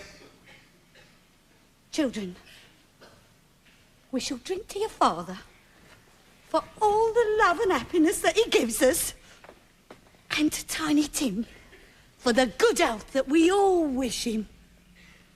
And for the sake of your father, I'll even drink to that old miser, Mr. Scrooge. Long life to him and to us all. A Merry Christmas to us all. Merry Christmas! God bless us. God bless us, everyone. What an unpleasant child. And there's nothing more nauseating than a happy family enjoying themselves at Christmas. Well, don't you agree, Scrooge? I think Bob Cratchit's rather fond of me. Or so's his wife. Did you notice? She doesn't really know me. That's one of the few things when fate has been kind to her. As I said to the Lord Mayor, if Her Most Gracious Majesty's feeling bored, I said, will you just wheel her over to Camden Town, I said. We'll have her back on her regal feet in no time, I said, with a glass of Bob Cratchit's hot punch. Oh, yes. And a song from young Tiny Tim. Oh, After a moment of hesitation, Tiny Tim is lifted onto the table by his proud father. On a beautiful day that I dream about, in a world I would love to see, is a beautiful place where the sun comes out and it shines in the sky for me. On this beautiful winter's morning, if my wish would come true somehow, then the beautiful day that I dream about would be here and now.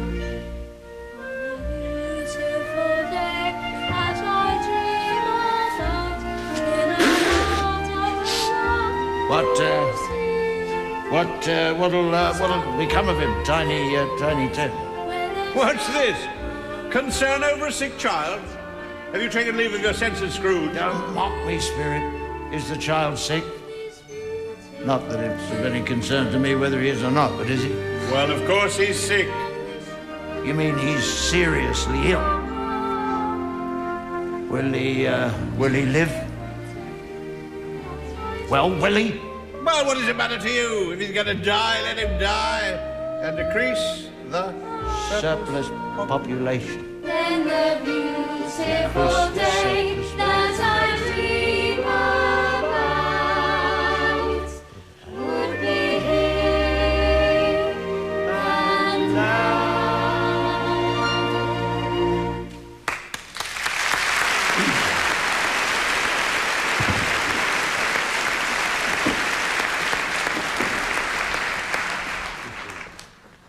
I should like to go home now. We have one more call to make. Touch my robe again.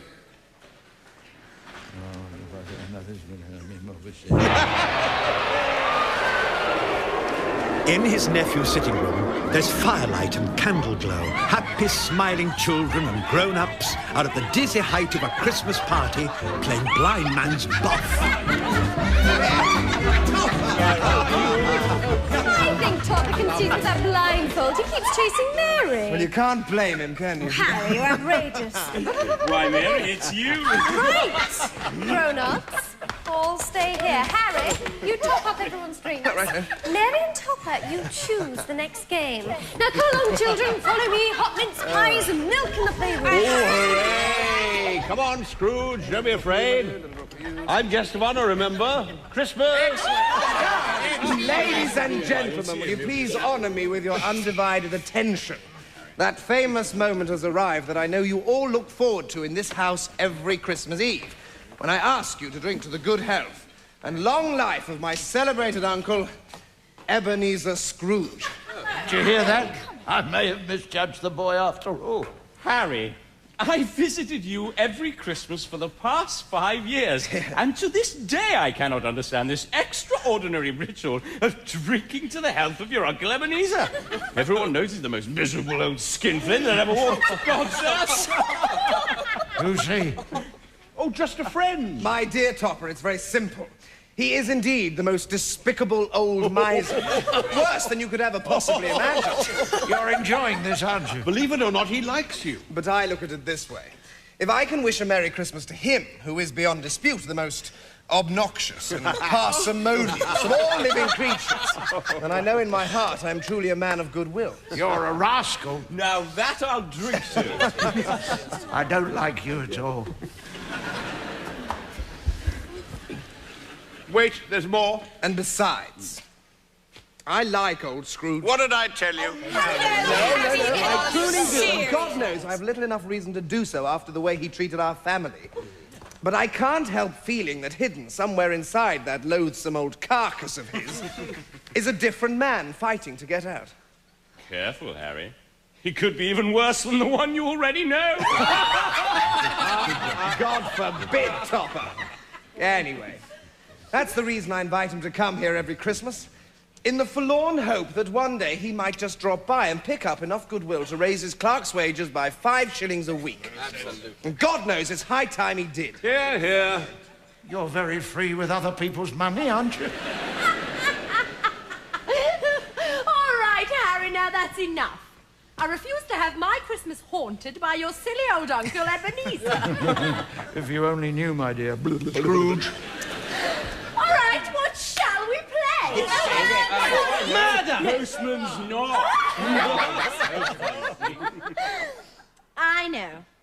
We'll all sing The Minister's Cat. You're so useless at it, Harry.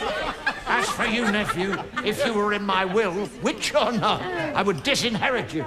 Raise my clerk's wages. Humbug to you, sir, humbug. Oh, come on, Scrooge. You need some more of this. I remember this tune. We used to sing it at old Fezziwig's. Now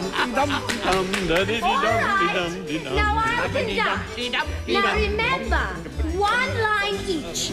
Now let's see if we can get through the whole alphabet without making a mistake. Ready, steady, go. A. The minister's cat. Yes, The minister's cat. Boring cat. The minister's cat. Charming cat. The minister's cat is a darling cat. The minister's cat is an evil cat. The minister's cat. Frightful. And 2 o'clock on a Tuesday. Ask me one.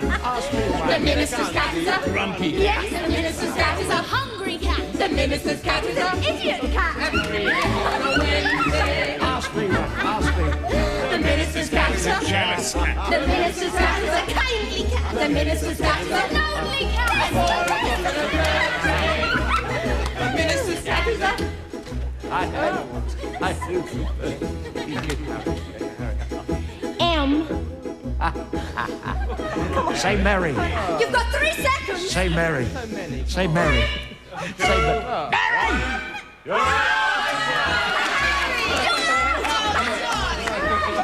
Keep it going, M. The minister's cat is a naughty cat. The minister's cat... I told you to say Mary. What's the matter with you? Why are you so stupid? He's always been stupid. You could have said Mary or monstrous or moronic. That's what you are, moronic.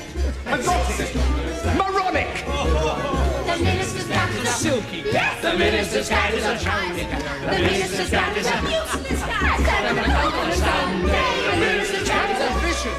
The minister's cat is a wise old cat. The minister's cat is an extraordinary cat. A yellow cat. A dippy, silly, and tell me what you make of that. Now tell me what we make of that. The minister truly has an absolutely most remarkable cat.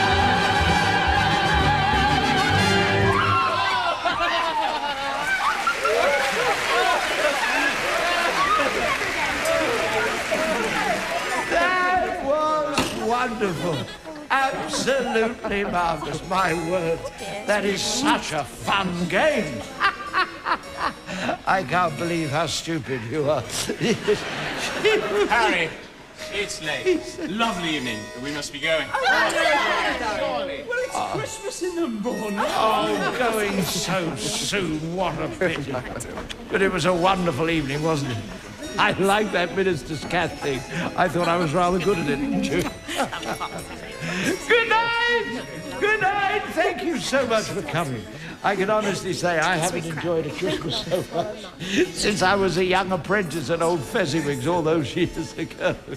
What wonderful Christmases we used to have. They were enchanting. He had this daughter. Good night, my dear. Merry Christmas.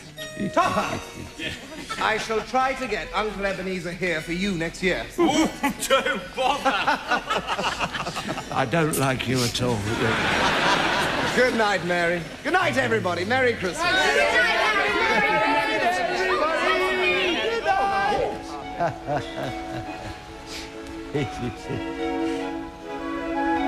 Fezziwig's daughter, Isabel. Happiness was standing beside me. I could see her. She could see me.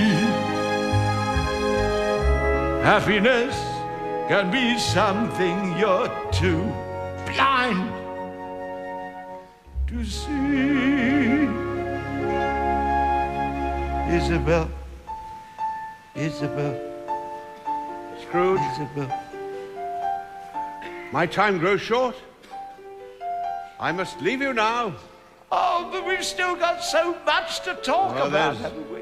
There's never enough time to do and say all the things you wish. The thing is, do as much as you can with the time you have.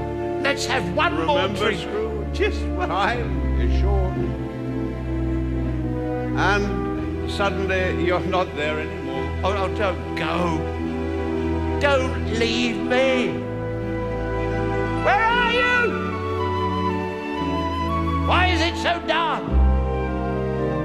I can't see. Do my eyes deceive me? Can my reason lie? Am I living here and now, or in some life gone by? Is the world I'm seeing the world I saw before? Could there be another life that might have taught me more? Am I merely dreaming, or am I awake? Is my mind just playing games, or showing me a pathway I should take? Should I just ignore it? Should I break the spell? Should I take another look? Open up a brand new book. Try to find a better life, a bigger, better, brighter life. And could I somehow learn to live it well? Only time will tell.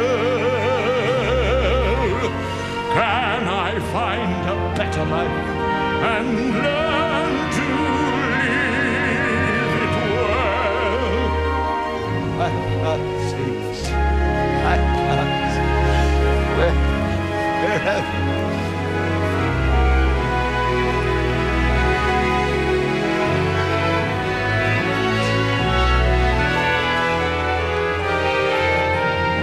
Dare I just ignore it? Dare I break the spell? Dare I take another look? Open up a brand new book. Try to find a better life, a bigger, better, brighter life. And could I somehow learn to live it well? Only time will tell. There's still time to get alive, to find myself a better life and learn to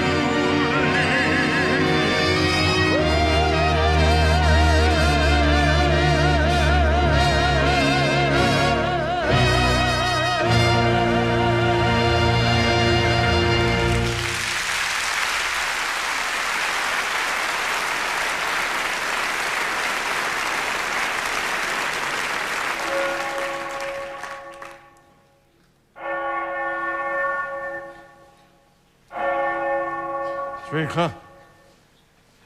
The third at 3. The third at 3. Scrooge looked about him for the ghost, and saw it not. As the last stroke ceased to vibrate, he remembered the prediction of old Jacob Marley, and lifting up his eyes, beheld a solemn phantom, draped and hooded, coming like a mist along the ground towards him. It moved slowly, gravely, silently. When it came near him, Scrooge bent down upon his knee, for in the very air through which the spirit moved, it seemed to scatter gloom and mystery. It was shrouded in a deep black garment, which concealed its head, its face, its form, and left nothing of it visible save one outstretched hand. He felt that it was tall and stately when it came beside him, and that its mysterious presence filled him with a solemn dread. He knew no more, for the spirit neither spoke nor moved.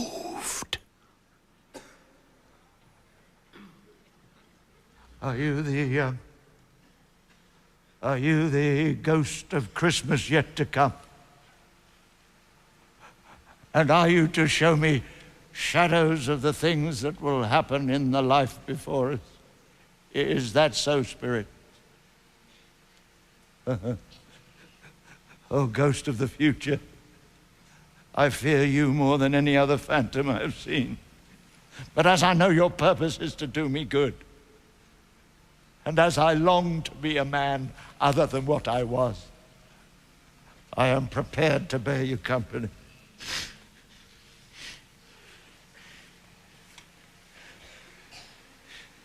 Will you speak to me?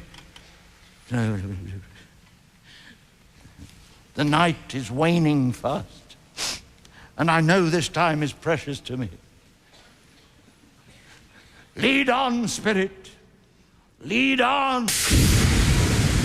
Once again, he was marvelously transported to the street outside his office to find a crowd of gleeful people, but he was not to know his own coffin was the object of their celebration. There it is, my friends. Shining as bright as the happy thoughts the mere mention of the name Scrooge brings to our minds. Ladies and gentlemen, we are gathered here today because we are united by a common bond. Namely, our feelings of gratitude to Mr. Ebenezer Scrooge. Is this the future? just don't think any one of us could ever hope to find the words to describe the true depth of our feelings towards him. Settle down. That's Tom Jenkins, the hot soup man. He owes me £6. He looks uncommonly happy for a man so deep in debt. I completely understand how emotional you all feel about this most important celebration. All these people owe me money, and they love me, and I didn't know it. But may I kindly ask you to hold your emotions in check? We are all deeply moved. And those of us what have been in debt to Mr. S over the years, will never forget the rare and the beautiful thing he's just done for all of us. Right! What did I do? What did I do? Whatever it is, it has made them very happy, and I am the cause.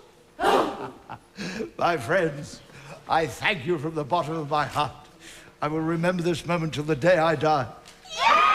And may I say, in all humility, that I have labored all my life to be worthy of this moving demonstration of your feelings towards me.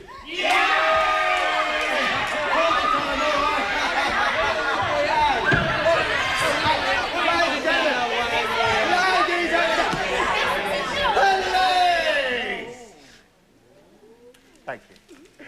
On behalf of all the people who have assembled here, I would merely like to mention, if I may, that our unanimous attitude is one of lasting gratitude. All right. For what a friend has done for us today. And therefore I would simply like to say... Thank you very much. Thank you very much. That's the nicest thing that anyone's ever done for me. I may have double Dutch, but my delight is such. I feel as if the losing war's been won for me.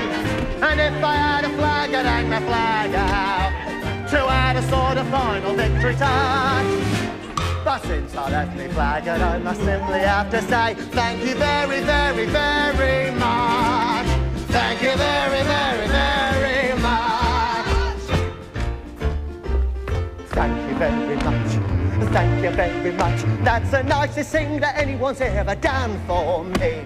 It sounds a bit bizarre, but things the way they are, I feel as if another life's begun for me. And if I had a cannon, I would fire it to add a sort of celebration time. But since I left me cannon, I must simply have to say thank you very, very, very much. Thank you very, very, very much.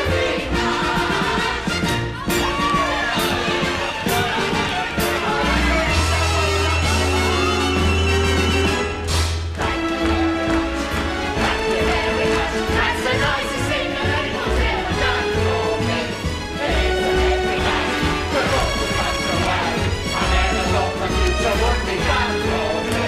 Here, will you lot be quiet? Me baby's trying to sleep.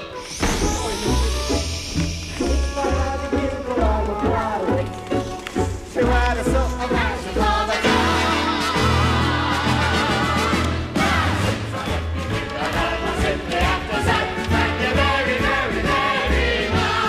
My friends, it's I who should be grateful to you. For I am a jolly good fellow. Oh, thank you very much. Thank you very much. That's the nicest thing that anyone's ever done for me. The future looks bright. In fact, it looks right. I feel as if the party's finished done for me. And if I had a drum, I'd have to bang it. To add a sort of Humpty Dumpty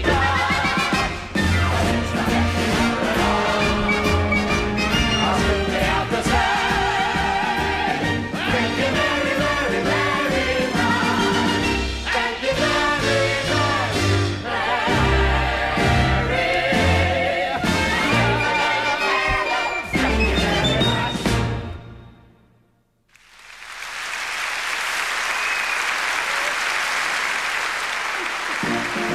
The crowd moves off in high spirits, pulling the cart, cheering and dancing. Suddenly, to Scrooge's horror, the coffin slides off and falls to the ground. No one else notices, and the celebrating procession moves merrily on its way. Scrooge, speechless with terror, looks from the coffin to his counting house, to the phantom. Thank you very much. Spirit, I will not forget the lesson.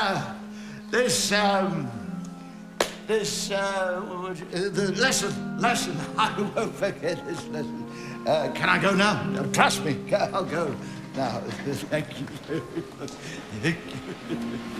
But the phantom points once again, for Scrooge's journey is not yet complete, and they make towards the next destination. Bob Cratchit's house again? Why have you brought me back here?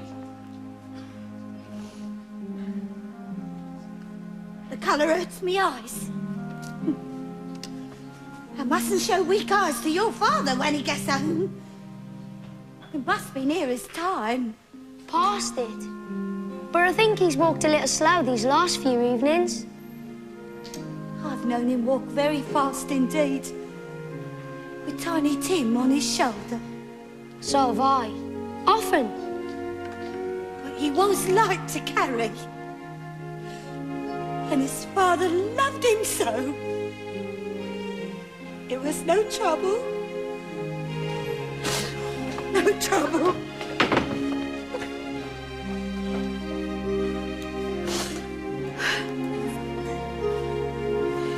Tiny Tim's chair. No Tiny Tim. Where is he? The phantom leads Scrooge to a simple graveyard, a bleak aspect of cold grey and black stone. Bob Cratchit is kneeling in front of a simple wooden cross, which is inscribed Timothy Cratchit, aged 7 years. On a beautiful day that I dream about, in a world I would love to see. I must go now, my little fella. I promised your mother I'd help with the Christmas dinner. I'll come back and see you again tomorrow, same time, all right? On this beautiful winter's morning, if my wish could come true somehow, then the beautiful day that I dream about. Oh, dear.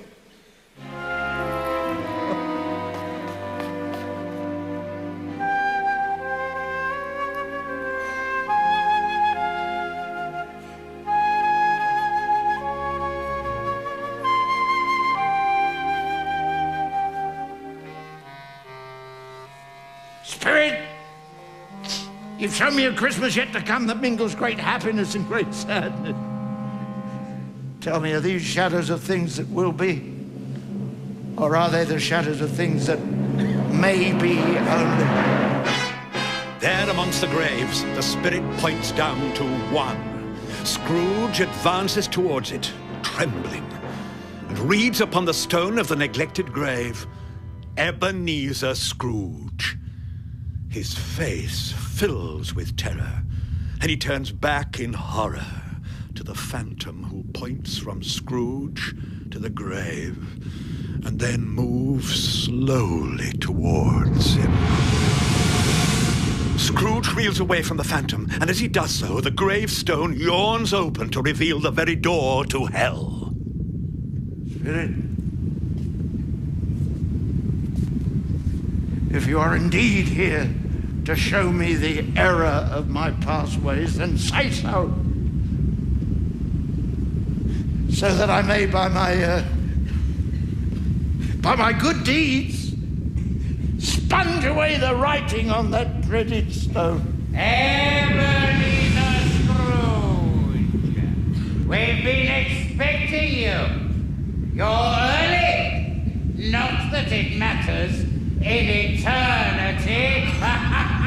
Well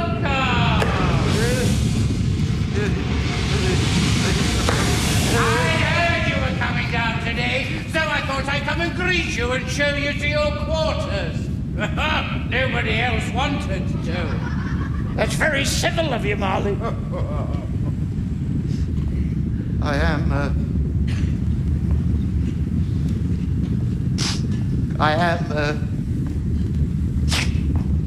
dead, am I not? As a coffin nail. I was rather hoping I'd end up there. You will, indeed, yes. That's what they all say.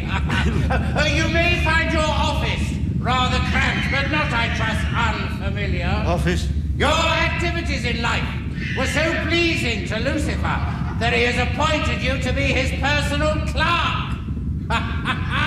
A singular honor. You will, so to speak, be to him what Bob Cratchit was to you.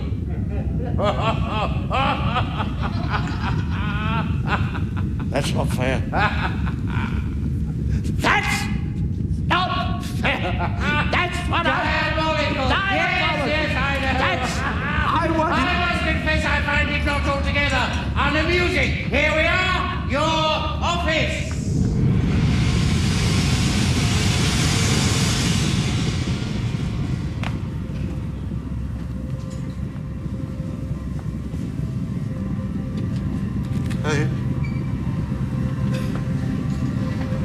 It's freezing cold in here. Yes, Lucifer turned the heat off. He thought it might make you drowsy. You'll be the only man in hell who's chilly. Well, watch out for the rats. They nibble. Rats? I almost forgot. I knew there was something. They apologized that your chain wasn't ready for your arrival.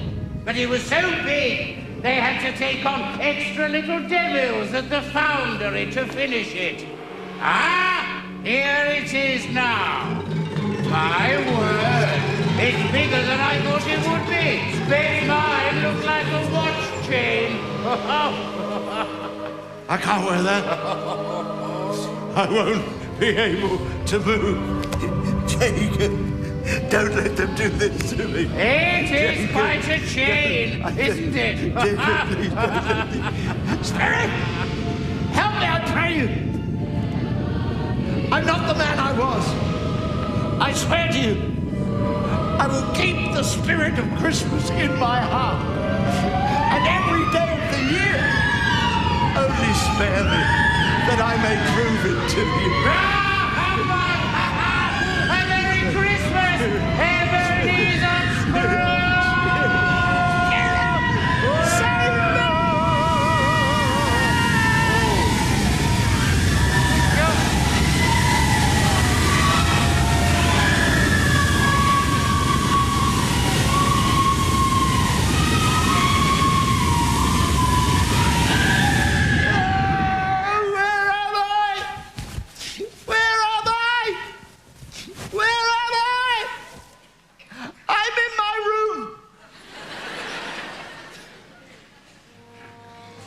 I'm not in hell. I have no chain. I'm not dead. Perhaps it didn't happen. Perhaps it did.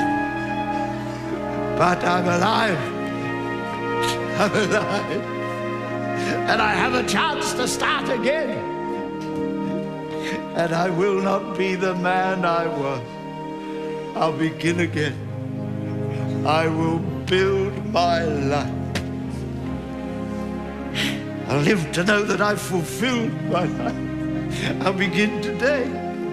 Throw away the past, and the future I build will be something that will last. I will take the time I have left to live, and I'll give it all that I have left to live. I will live my days for my fellow men, and I'll live in praise of that moment when I was able to begin again. I don't know what to do. I'm as light as a feather. I'm as happy as a schoolboy. I was giddy as a drunken man. A Merry Christmas, everybody! Merry Christmas! Oh, Jacob Marley, wherever you are, you shall see a change in me, I swear. I'll begin again. I will change my fate. I will show the world that it is not too late. I will never stop while I have the time till I stand at the top of that mountain. I must climb. I will start anew. I will make amends. And I'll make quite certain that the story ends on a note of hope, on a strong amen. And I'll thank the world and remember when I was able to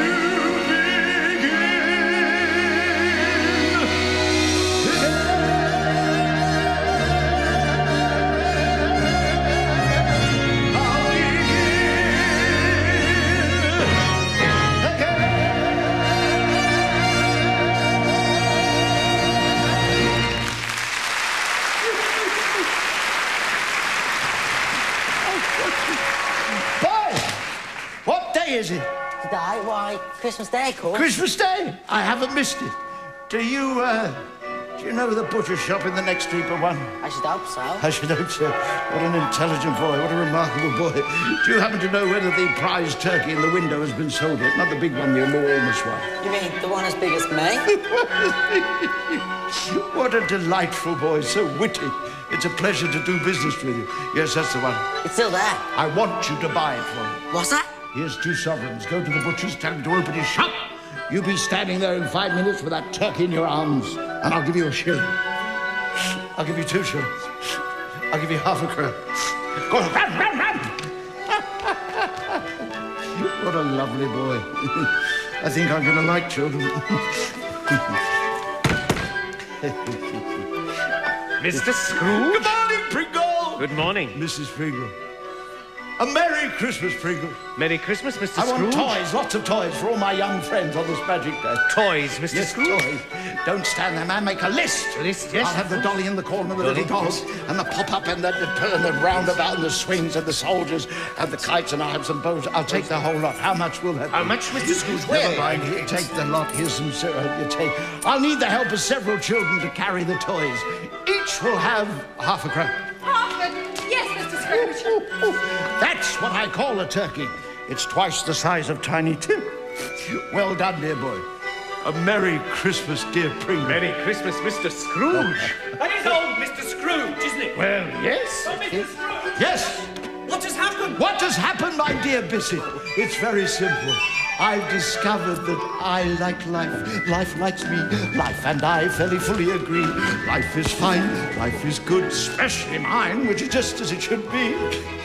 I like pouring the wine, and why not?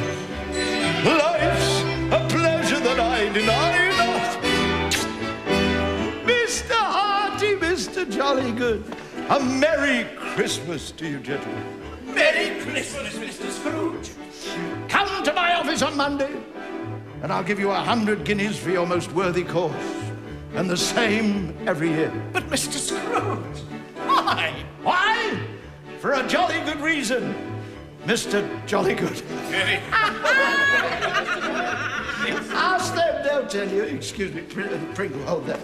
I like life, here and now, life and I'm in mutual vow. Till I die, life and I will both try to be better somehow. Where there's music and laughter, happiness is rife. Why? Because I like life. I don't believe in Father Christmas. Father Christmas, he's the greatest man in the whole wide world, and the whole wide world, he knows it. Every Christmas, Father Christmas puts a great big sack on his dear old back, 'cause he loves us all and he shows it. And he knows for a sleigh ride, if it snows, then we go on all night.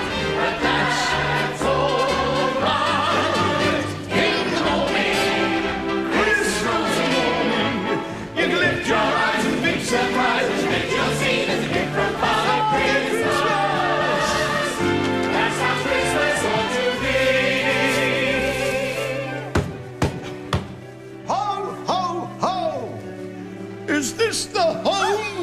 of Robert Cratchit, Esquire.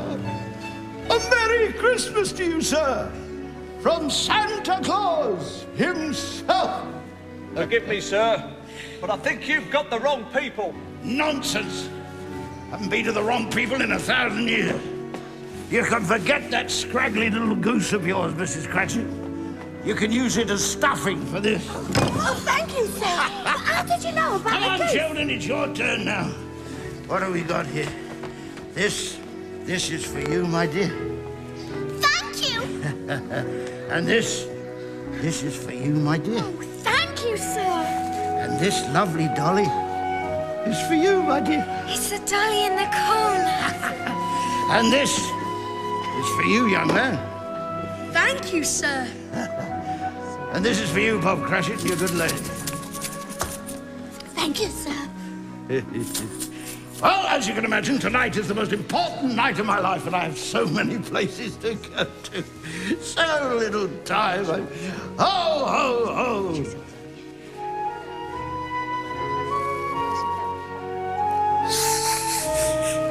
What am I thinking of? This is for you.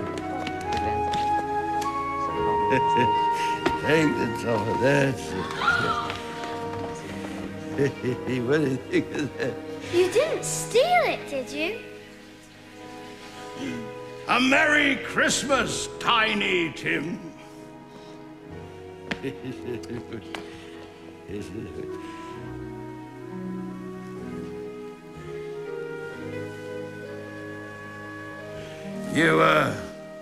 You still haven't recognized me, have you, Bob Cratchit? Yes. No. I mean, your Father Christmas. It's Mr. Scrooge. He's gone mad. It's all right, my dear. There's nothing to be frightened of. No, there's nothing to be frightened of, Mrs. Cratchit. And on Monday, when I double your salary... Double? He has gone mad. We're going to sit down and discuss what I can do to help you and your family. And the first thing we're going to do is to find the right doctors to make Tiny Tim well. And we will make him well again, you know. Bob. Yes. I believe you. I believe anything. And may this be the merriest Christmas of all our lives. God bless us, everyone.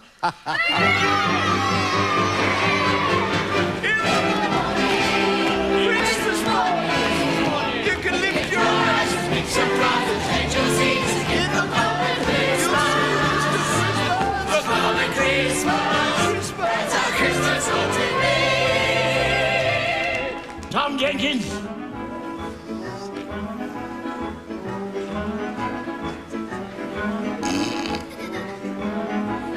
About that £6 you agree to a few days more, Mr. Scrooge? I just need some time. Keep it.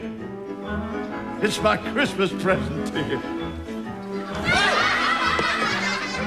God bless you this Christmas Day, Mr. Scrooge. Thank you very much. Thank you very much. That's the nicest thing that anyone's ever done for me. It seems a bit bizarre, but things the way they are.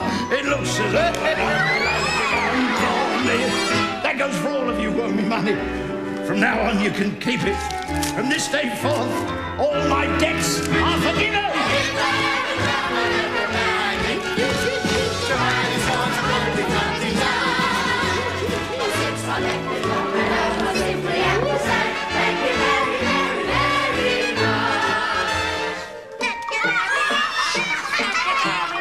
That's the nicest thing that anyone's ever done for me. It isn't every day good fortune comes my way. I never thought the future would be fun for me.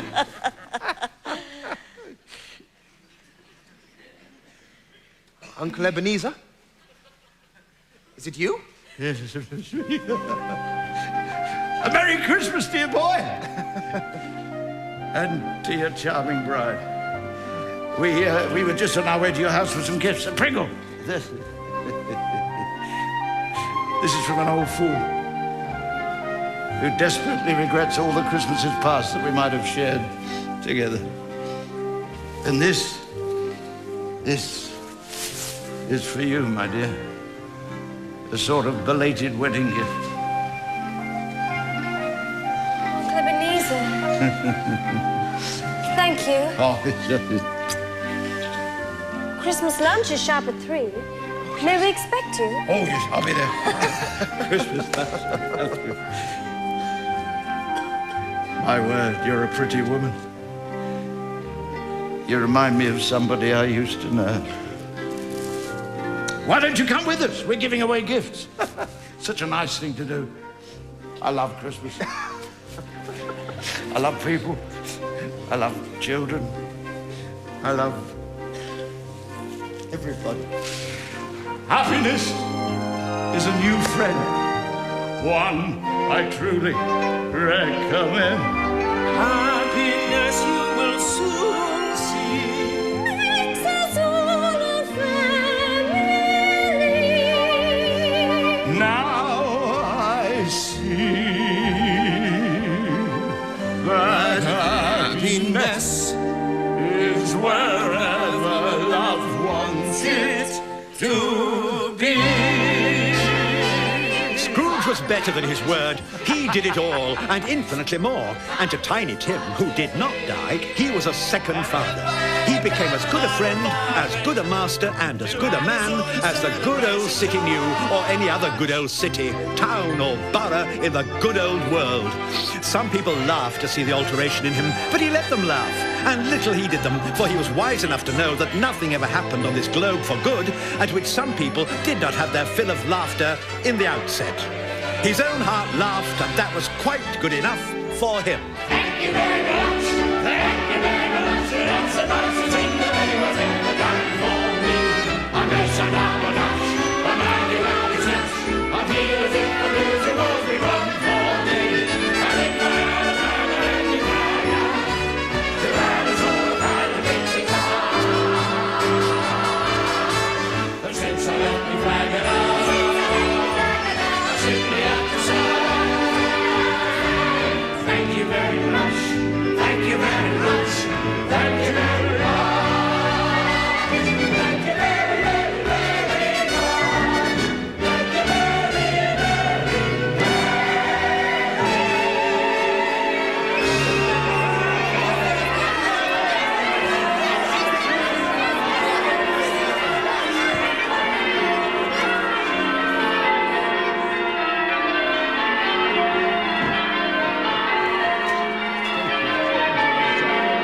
Cheers, I'll be there. Look forward to it.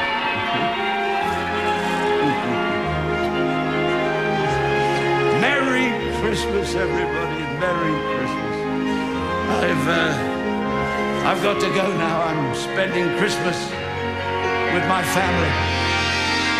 I will start anew. I will make amends and I'll make quite certain that the story ends on a note of hope.